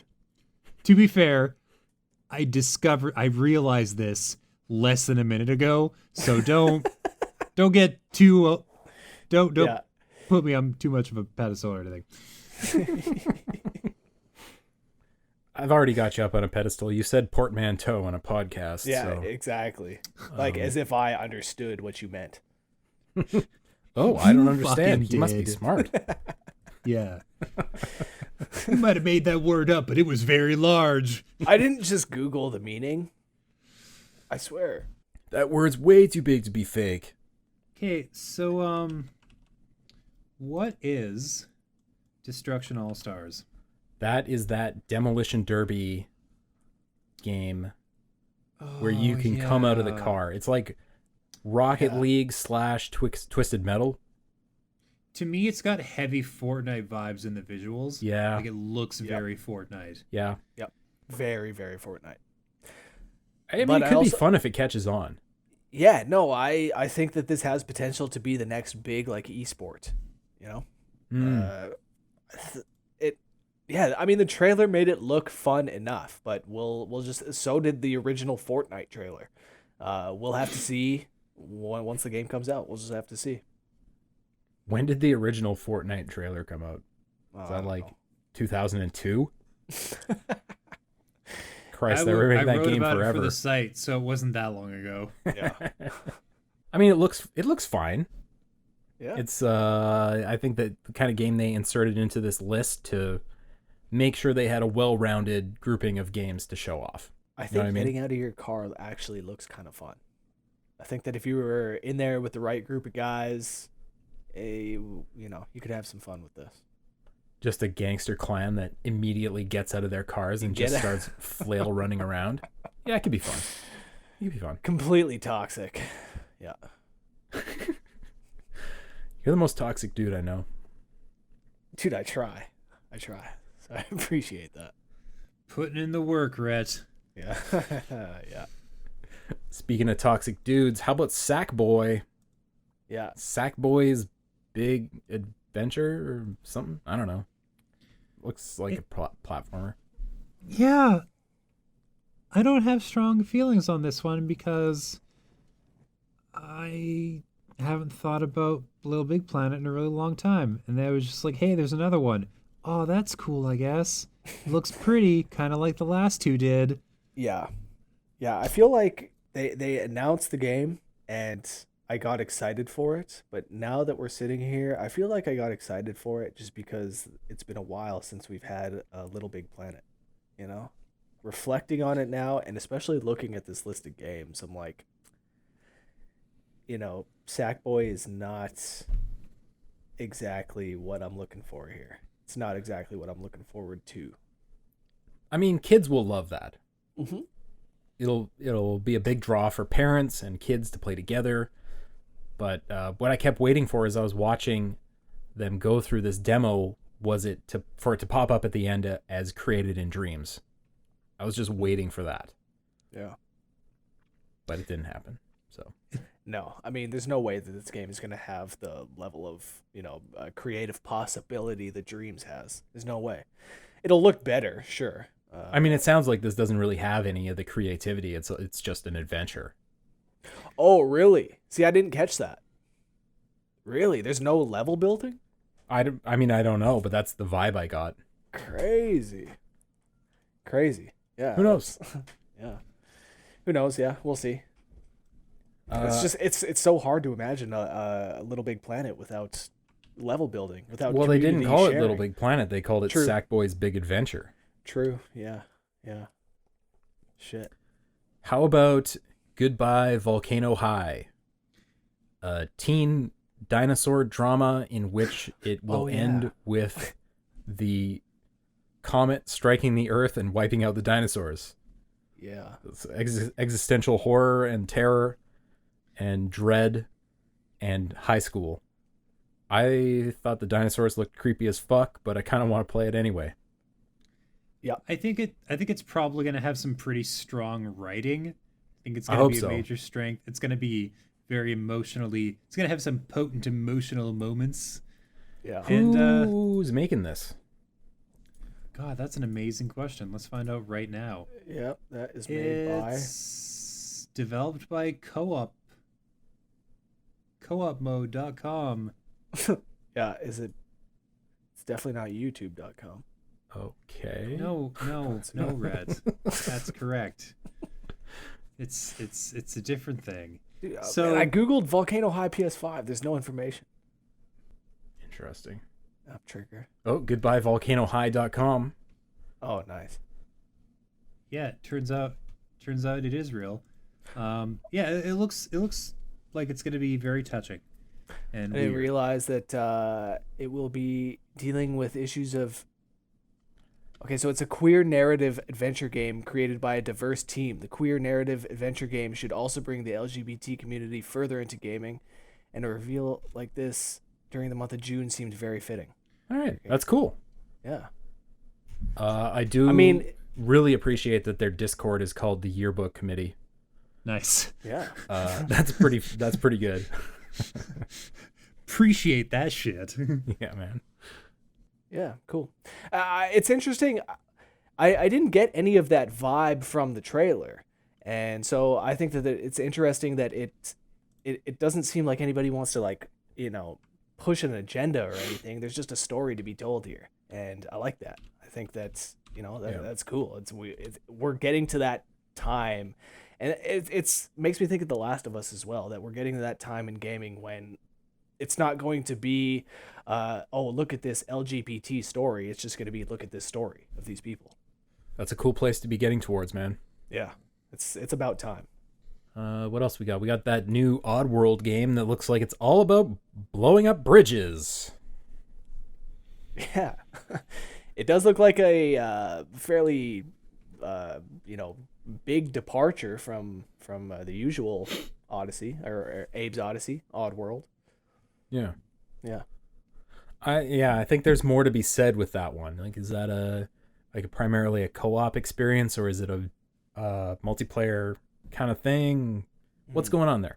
I was kind of fixated on the look of it because I remember the original Oddworld being like a shockingly beautiful PS1 game, and I'm like, I wonder if they're going to continue that tradition of being a lot better looking than it has any right to be when it comes out on this platform. No. And yes, I think they're doing weird, cool things with the graphics. Yeah, which I appreciate that they're continuing that tradition. I got like 0 sense of the actual gameplay from the trailer. Yeah. There was a lot of things blowing up. Yeah, which is fine. Yeah, it's another one that like these 2D worlds. I've been playing Bloodstained over the past week, and one thing I liked about Bloodstained is that like these 2D, there will be these 2D levels that are well designed and intricate, but then you'll get to a part where like you need to say like walk around the castle, and so you'll be walking to the right, and then the level will start to rotate with you, and it looks like Oddworld is doing a lot of that, where it's like a super 2D 3D hybrid, where there's going to be a lot of intricacy and variety to the levels that you'll be going through, and I'm looking forward to it for that. Meanwhile, Ghostwire Tokyo finally showed up again. Oh, it looks so Man, good. I thought this game was dead as a doornail. That tremendously charming designer that they had, I forget her name, departed for whatever reason. Right. And the team was apparently cannibalized, wiped out. I remember reporting on this maybe 3-4 months ago that like Ghostwire Tokyo was essentially dead, that the team was not working on it anymore. And here we are, June 22nd, and Ghostwire Tokyo. It's not going to be launching with the system, but yeah, it's on the horizon, and it's looking good. It's looking very good. Well directed. I did not expect it to be a first-person game. Yeah, it's weird, right? It's man, like a complete departure for the series. I think it looks like a cross-gen title to me, though. It doesn't look like it's designed for next gen, so I'm pretty sure this will be coming to PS4 and Xbox One as well. The team that was working on it, they'd been working on it for some time. So yeah, you've got to be right. They've been working on it for current gen for, I mean, at least a couple of years. I think that this current trailer that they just put out really shattered what I thought this game was going to be. Like, I was thinking somewhere between Resident Evil and The Evil Within, but it kind of looks a little bit, I don't know, some of the casting and things looks almost Skyrim-esque. It looks really weird, but in a good way. Yeah, I'm excited for this game to be completely crazy. I'm so ready for that shit. The like ghost doors and all the powers and like the crazy nonsense and the spirits coming to murder you. I'm so here for it, you know? The concept is rad. Yeah. Similarly, I think the concept is rad, but I have no idea what this game is. Jet the Far Shore. It was that one that had a kind of sepia tone rocket taking off and then flying to another planet, and then some sort of, you know, rocket flying over a foreign landscape kind of thing. Hate to say it, Jet, but you clearly were the most forgettable game of the entire presentation. Best of luck to you. I hope you do well. Would love to see you turn out great. I got major vibes of Interstellar. Yeah, I think that's very deliberate. It's a very Interstellar type story where you're like literally going to like another planet or another part of the galaxy to like save a whole species. Yeah. So it's a hopeless mission kind of thing. Yeah, but what's Interstellar without McConaughey? Listen, do you know that Matthew McConaughey is not in Jet the Far Shore? What? You don't know that, is what we're saying. Rhett, you don't know. All right, he might be. Fuck. I doubt it. Well, yeah, I'm definitely uninterested now. Fuck. You're gonna come at me with a fucking space exploration game? I guess you could call it that. I guess. I don't know, man. These images. And you're gonna tell me that there's not Matthew McConaughey in it? Man. Yeah, there might be. You guys, well, okay, like a whisper, a kiss of it. It just can like a little. Can we at least get an Anne Hathaway, please? Just a. All right. Just a whispering. All right, in the distance as you cross. I'll be honest, nothing's stopping you from doing that while you're playing it. That's actually a very good point. Hey guys, Godfall.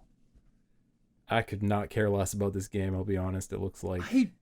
Schlock. It just looks like a what? I was into it before they showed this trailer, and now, like that original trailer from a few months ago. You know, it was all CGI and everything, zero gameplay, and it looked cool. But now, I don't know. Now it just looks like a fucking Gearbox game, so I'm not super into it. Yeah. Nothing but loot and, you know, gameplay that's like a subpar version of For Honor. Yep. Yeah. You know? Yeah. I think this game and For Honor wasn't even that good in the first place, so fuck. Yeah, like the combat was alright, but Let's move on and talk about Solar Ash, which is the follow-up from the people who made Hyper Light Drifter, which is amazing. Fuck yes. I'd forgotten about this game. It was Solar Ash Kingdom. Now it's just Solar Ash. It looks so cool. Super jacked. This is going to be so good. Yeah. Man.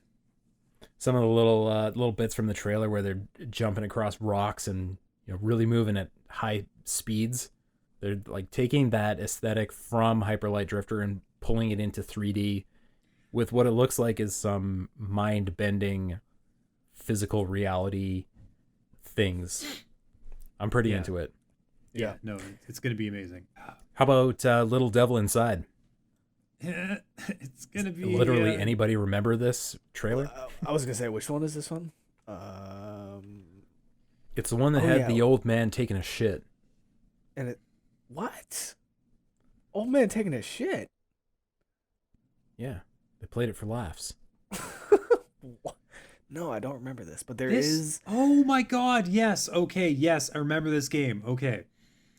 It's like a crazy adventure happening, but it's inside of a dude? I think that's it. Yeah.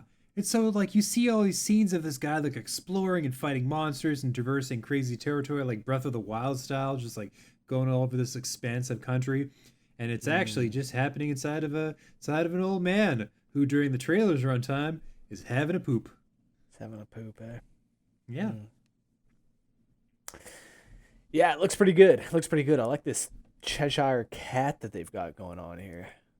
Literally taken directly from Alice in Wonderland, and I mean they added a couple fangs to it, but So what confused me Interesting. about this trailer is that the character from inside the body shows up in the old man's house at one point. So to what? scare the shit out of them. Heyo, nailed it. Yeah. Yeah, Maybe good they're night, gonna everybody. put some pooping drugs into his food so that he does more pooping and keeps Nice. their weird tiny economy moving the way it should be. I don't know. So this game is actually about slipping X-Lax into a geriatrics coffee. Yeah. Thrilling, honestly.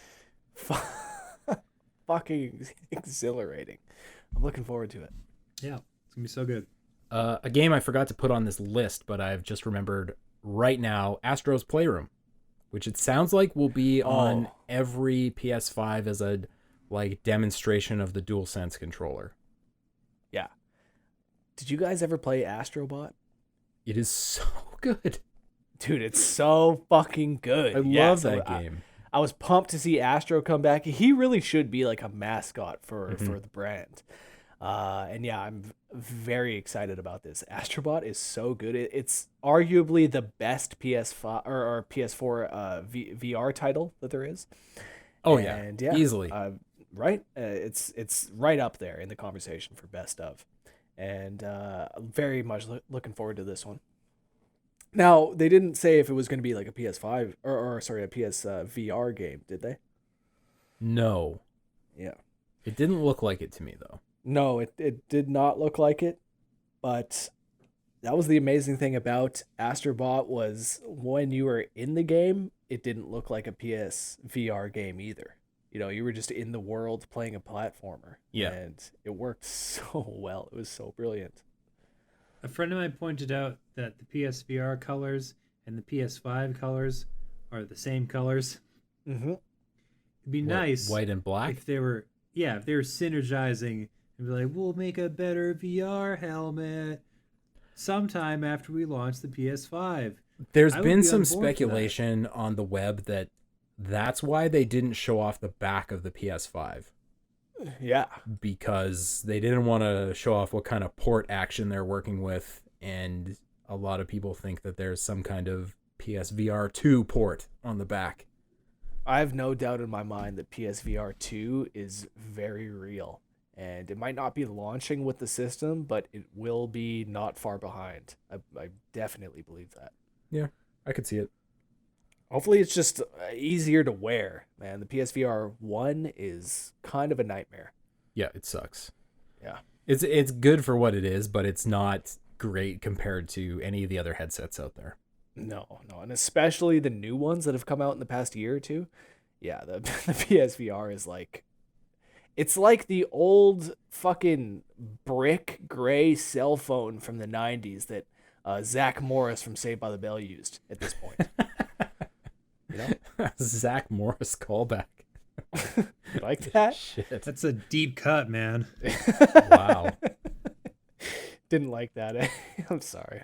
I'm a little impressed. I'm gonna say it probably wasn't an easy swing, but there we are, Yeah. making it happen. Tune in 2 weeks from now for my AC Slater callback. Which itself will be a callback to this moment in the previous episode of the podcast. We're getting meta! Man, dude, I was going to say we're way too meta now. You're really slicing and dicing the audience here. Yeah. Yeah, speaking of dicey callbacks, that NBA trailer that looked like a model from the current gen game, just with a fuck ton of sweat. The model looked good. Don't get me wrong. The model fine. looked It looked PS4 worthy. But, man, I am so fucking sick of developers releasing trailers with no gameplay. Enough of that. This next generation needs to be the death of the loading screen and the trailer that features zero gameplay. Yeah, that's really all I got to say about that. This trailer showed nothing. Like you said, Paul, it showed a sweaty player. Looking forward to the game, but show me what it's actually going to play like.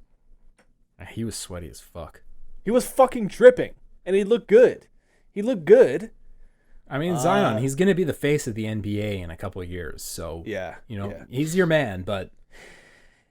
If I had one item to add to my NBA 2K21 wish list, it would be that it is the time to animate the Gatorade. You know what I'm saying? If a player is drinking Gatorade, it is time to fucking animate the Gatorade coming out of the bottle. I'm sick. Dude, it's been 25 years of watching players suck back air out of their fucking water bottles. Chell, NBA, Madden, fucking Tiger Woods.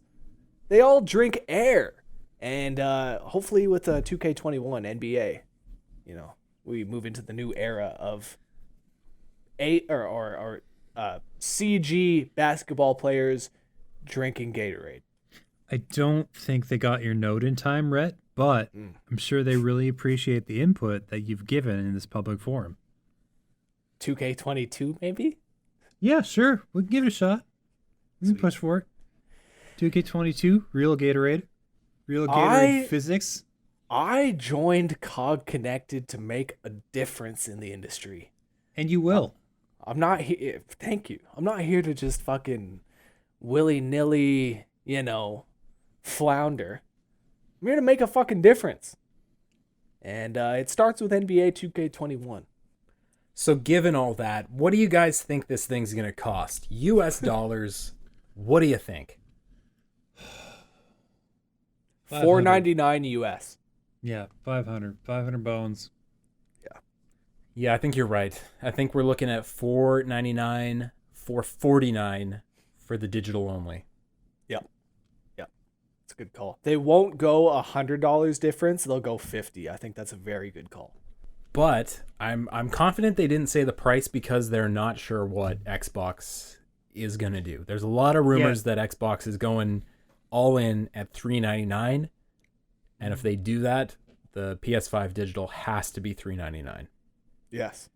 Yeah, if one system is $100 more than the other, that system is fucked. Yep, we saw that with the PS3, and I don't think Sony will be stupid enough to make the mistake twice. I think These that's why things they're are playing sold- chicken here.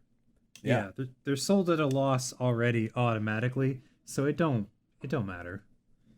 Just match the other guy. Just put the work in, I do think that digital only console is a savvy business decision though, because by giving the illusion of choice by having the digital versus the disc one, you're telling your player base you can choose, you can do whatever you want, but if you choose this cheaper one, you're locked into the digital store. You can't get used games.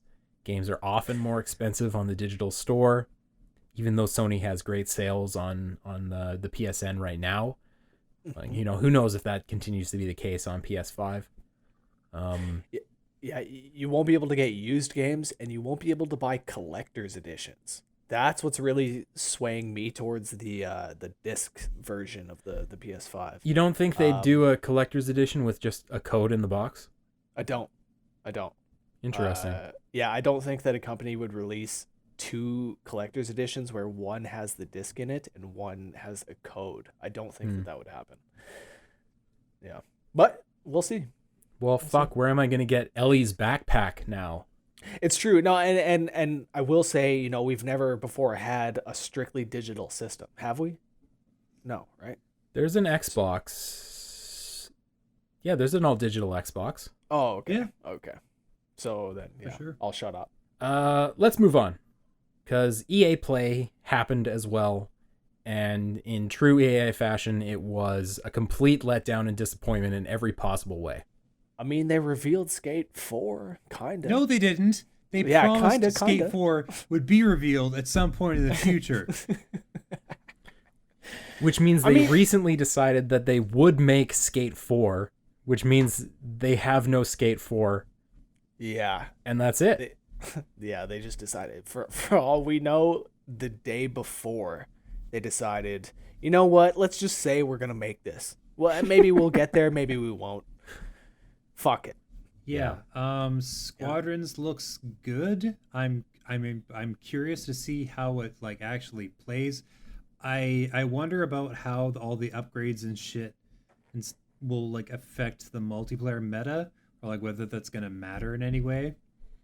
Yeah, I wonder if they'll do a Destiny kind of thing where the playing field gets leveled no matter what your kit is.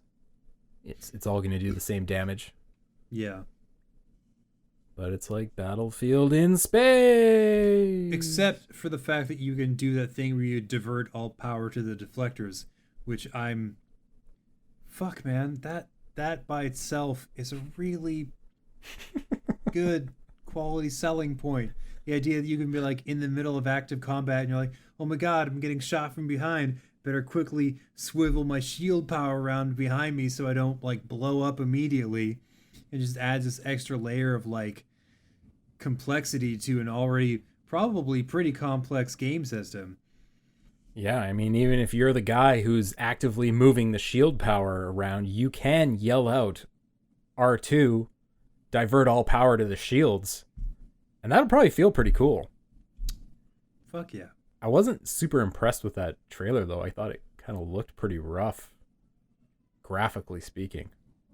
I got a different impression from it, but I don't know, maybe that was just my... It might have been the stream I was watching, too. I didn't watch the separate trailer. I thought it looked fine. I thought the cockpit looked nice and detailed. A lot of cool looking systems in there. They had a little, like, Skywalker, Chewbacca, some bobblehead shit happening.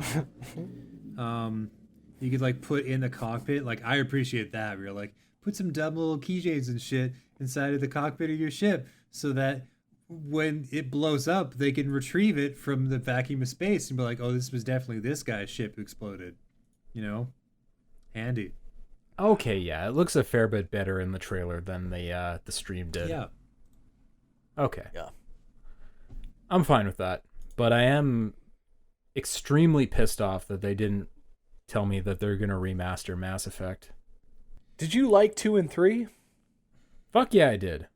Yeah, because my roommate is a massive Mass Effect. Well, he's a massive Mass Effect 1 fan, and he felt that 2 and 3 were too much of a departure.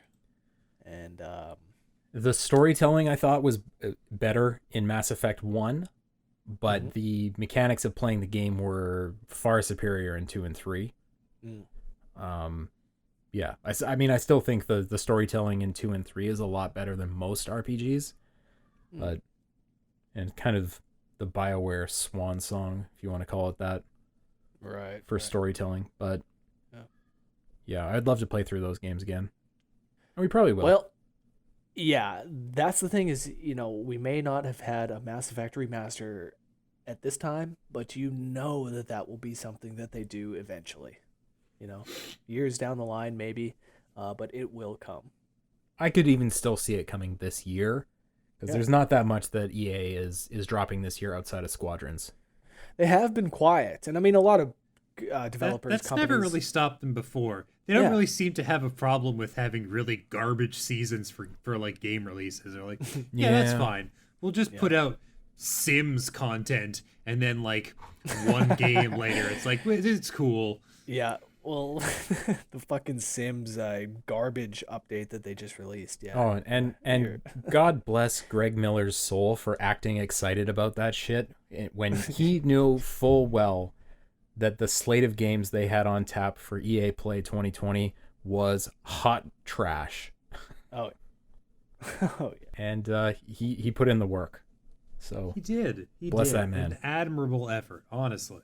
yeah, was there anything else from EA Play that stood up for you guys? Like I there's Apex Legends and concept art of Battlefield. What the fuck was that? What are you thinking? Wait, is this a new Battlefield? No, they showed like concept art of what a next generation Battlefield could look like. It was just a wireframe. What? Man, You're worth billions and billions of dollars, and you couldn't get exactly. together even a render? Exactly. What a you are joke. literally number 2. Did Ubisoft pass them, or somebody passed them this year as like the most profitable gaming company? CDPR. Right? Yeah, CDPR. Yeah. So EA, you're now number 2. It's exactly what Paul was saying. Like, you couldn't put a bit of a budget into this. You couldn't give us 2 seconds of video. You can still images in 2020.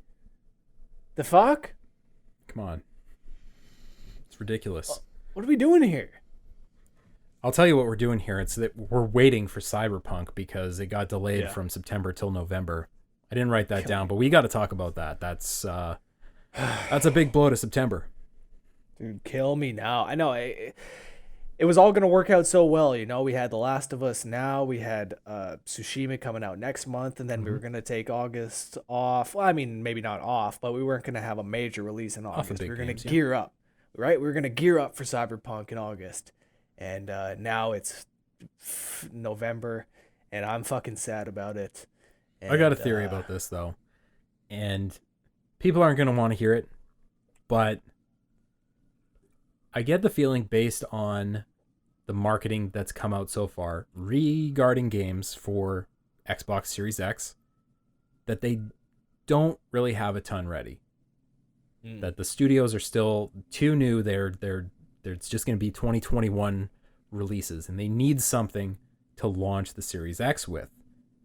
And I think Microsoft paid CDPR a lot of money to delay the game until November because by all measurements and on their Twitter and from what developers were saying, it was it's done. well ready to be released in September. Yeah, it's a finished product, and they're just like, no, we're gonna wait and bug test for 2 months. Yeah, I'm exactly. like, no, you fucking aren't. I think Microsoft paid them big bucks to get the timed exclusive content and all that, and have it release on Xbox Series X release day, which I can safely predict that it will be the same day that Cyberpunk's coming out.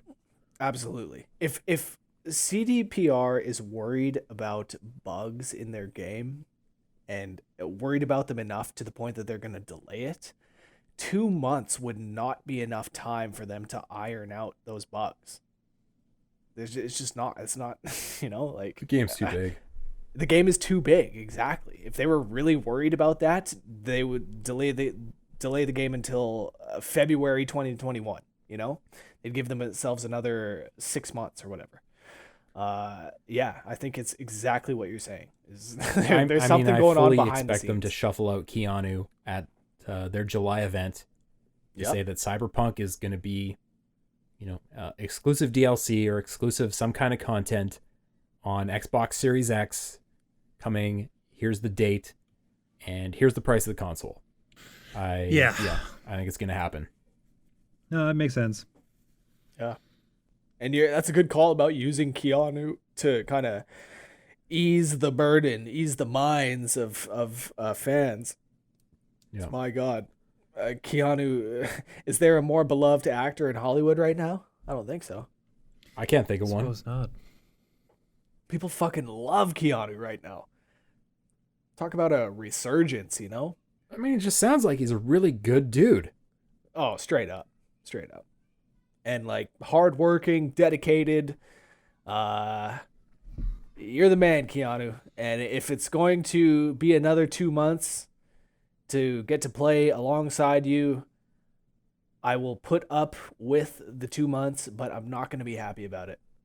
Fucking sick to my stomach. Is this the 7th, 8th, 9th delay for this game? It was announced a decade ago, wasn't it? I think the man. first Jesus. date they gave was April 2020. Wasn't it? Yeah, okay, but Yeah. no, but this game has been on the radar for years. Oh, yeah, Years. yeah. Like 2014, I want to say it may have been. Yeah, shown off. they announced it right after The Witcher came out. Oh yeah, I was with my ex when this game got shown off. And yeah. Well, Keanu, we know you're listening, so maybe just slide us a couple of copies in advance. That'd be great. Mhm. Fuck yeah. Mhm. We promise to evaluate your performance fairly, Dude, but also positively. oh yeah, 10 out of 10. We'll be fair and also balanced. Keanu, 10 out of 10, bro. Hey, so also they killed Mixer today. They did kill Mixer today. What the fuck? Yeah, the streamers and the public found out about it at the same time. There's a Holy lot of shit. reaction videos from high-level Mixer streamers being like, oh my god, I can't believe it. This is fucking horrible. It's wild. Yeah. Apparently, the top 3, like Ninja, Shroud, and third Tugger Nuts, I don't remember the fucking names, but they were like, offered a bunch of money by like Facebook Gaming, who's like taking over Mixer.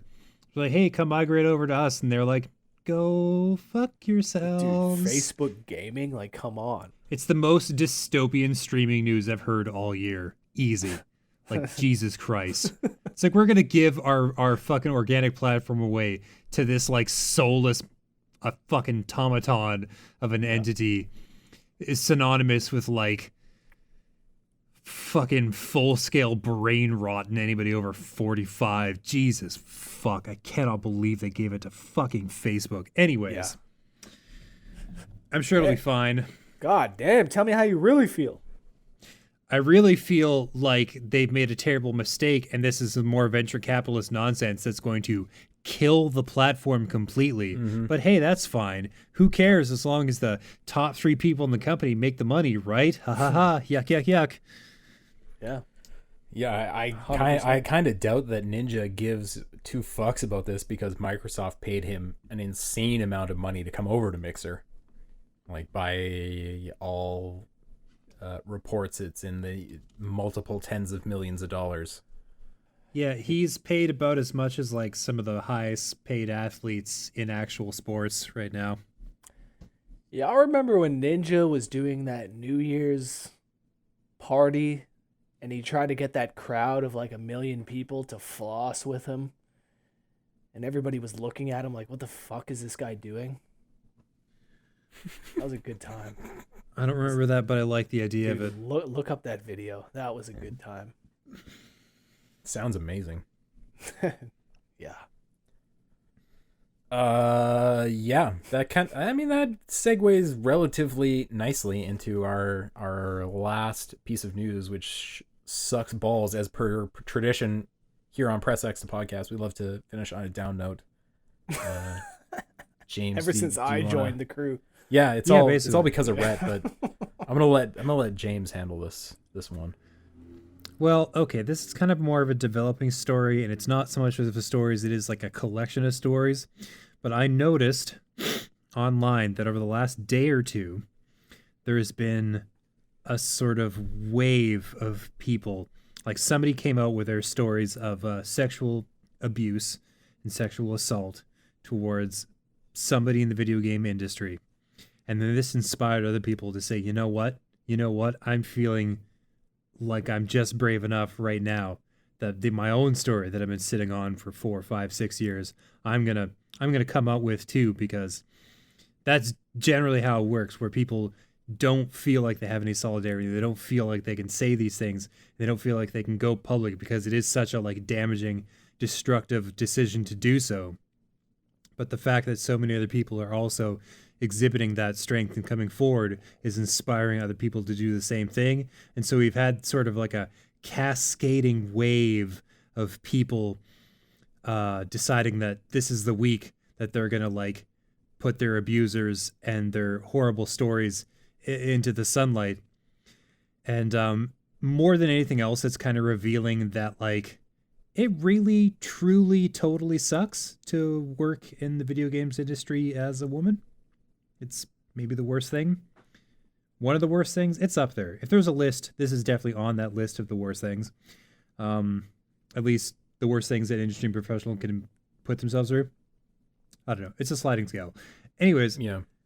we're flipping on the kitchen light. The cockroaches are scattering to the corners, but I guess they can't run fast enough because we're learning a lot of things about some people that we didn't necessarily want to know, but now we do, and we can't like unlearn it, right? Yeah, lots of streamers, lots of PR people, lots of people in the development side of things, lots of people in journalism getting called out for, you know, things that have happened. So it's a weird used time. to be that Hollywood and the movie industry was like the place where you would get that whole "so you want to be a star, huh?" kind of mentality, where like young people would come in and be like, "Oh sure, we can get you a leg up, but it's going to cost you, you know, like your dignity and so on and so forth." But I at least thought that was kind of the only industry where that happened. But no, it turns out that video games and comedy and all forms of entertainment, and I guess just the workforce in general, is where it happens. Like, it's just like the stories are more salacious because they star people we know and shit in Hollywood stories, but it turns out this just happens in their workforce.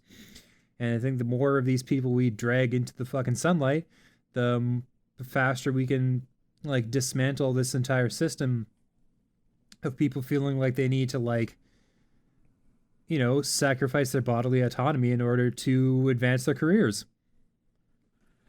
Yeah, man. Yeah. It definitely makes you wonder, because I you know, personally have been to a lot of events in the industry, and you know, it makes you think back to those moments of what things were happening that maybe I saw that I didn't see for what they were, or because thinking back, I can't think of any situations where there was anything egregious happening. Yeah, maybe that's but just because of my personal experience. Well, So it's because you're not key to look for it. You know, you're Exactly. you're not trained to see it. I feel like if somebody who's like part of one of these marginalized groups, aka the entire, like, all of women, you know, would probably have a very different lens through which they see these kinds of events. And I think it's important that we bring our viewpoints together so we can see things, or at least start to see things the way that they've been seeing things for fucking decades, so that we can call this shit out when we see it. Because I don't know what to look for, but you better believe that once I do, I will have some shit to say if and when I see this sort of thing occurring, you know? Yeah, of course. I think now we're kind of at this particular ground zero, and I think that by the time we do our next episode, we're going to have a much better idea of like what the actual consequences are going to be of this this newest reckoning, and like what measures and what action is going to be taken, because obviously we can't keep operating the way we have been if this is what comes of it. So Yeah, I mean, obviously there's a ton of voices who have spoken up. It'll be interesting to see how, especially the bigger companies respond, because they're, you know, obviously a little more glacial to change. Yeah, not quick to adjust, but they better get that way. Yeah, hopefully. I think hopefully some of the response to the Black Lives Matter movement indicates that they are a little more willing to be a little more rapid to change. Some of the money that's been coming out of various big companies like EA, like Ubisoft, for causes does give me hope that it can change. So hopefully that's actually the case. Yeah. All right, guys. Well, this has been super fun and extremely positive. Maybe we should just talk about The Last of Us Part 2 a little more, you know, just depress even farther. Yeah, just really press the hammer down as hard as you can. But listen, guys, there's a ton of amazing games coming out in July. Like, I thought July was going to be relatively slow, but there's a ton of stuff coming out. Like the new Trackmania game, and Iron Man VR, and Crosscode, and Death Stranding PC, and Ghost of Tsushima, and a new Paper Mario game. Like, it's gonna be a big month. Oh yeah. Yeah, and every one of these that we get our hands on and we can form strong opinions on, we'll be sure to report back to you as much as we possibly can. It's gonna be good. Yeah, I personally wrote Rhett's name next to everything that's a Switch port, so you can look forward to Hey, perfect. That's perfect, because I really actually wanted to play everything that is ported to the Switch. It's such a wonderful system. I remember you saying the other day, you never want to see anything greater than 480p. Is that right? Actually, I said 480i, so if you could get that right, that would be great. But yes, you're I would like to see games that are 15, 20 years old ported to the system in 480i, yes. And worse performing than they were originally. Obviously. Oh, naturally. Obviously. But yeah, if there's anything you want to see covered on this show, anything you want us to answer, anything you want us to talk about, because most of us, Rhett excluded, has been in the industry for quite a while. Rhett being the newbie. You know, he knows things. He knows things. I'm coming up on 1 year. That's true. Okay. That's true. You've been around the block almost once. The rest of us have been around the block several times. So if there's something you're curious about the industry or how things roll between journalists and PR, we'd love to talk about it. I think there's a lot of misinformation out there. So send us an email, pressxpodcast@gmail.com. Check it. I don't know. I check it when I remember. Let's put it that way. I'm not going to lie. I check it when I remember. Okay, well, hopefully you remember to check it, and then we can get some stuff out there in the universe, in the world. I'll definitely check it before the next time we talk. Hell yeah. So to everybody who's listening, stay safe out there. Don't go putting yourself at risk, either from coronavirus or whatever else it is you might encounter out there in the world. Take care of the people that you love. Be kind to each other. And we'll talk to you again real soon. See you, everybody. Bye-bye, y'all. Guys, that was a power cast. I was going to say, that was a good show.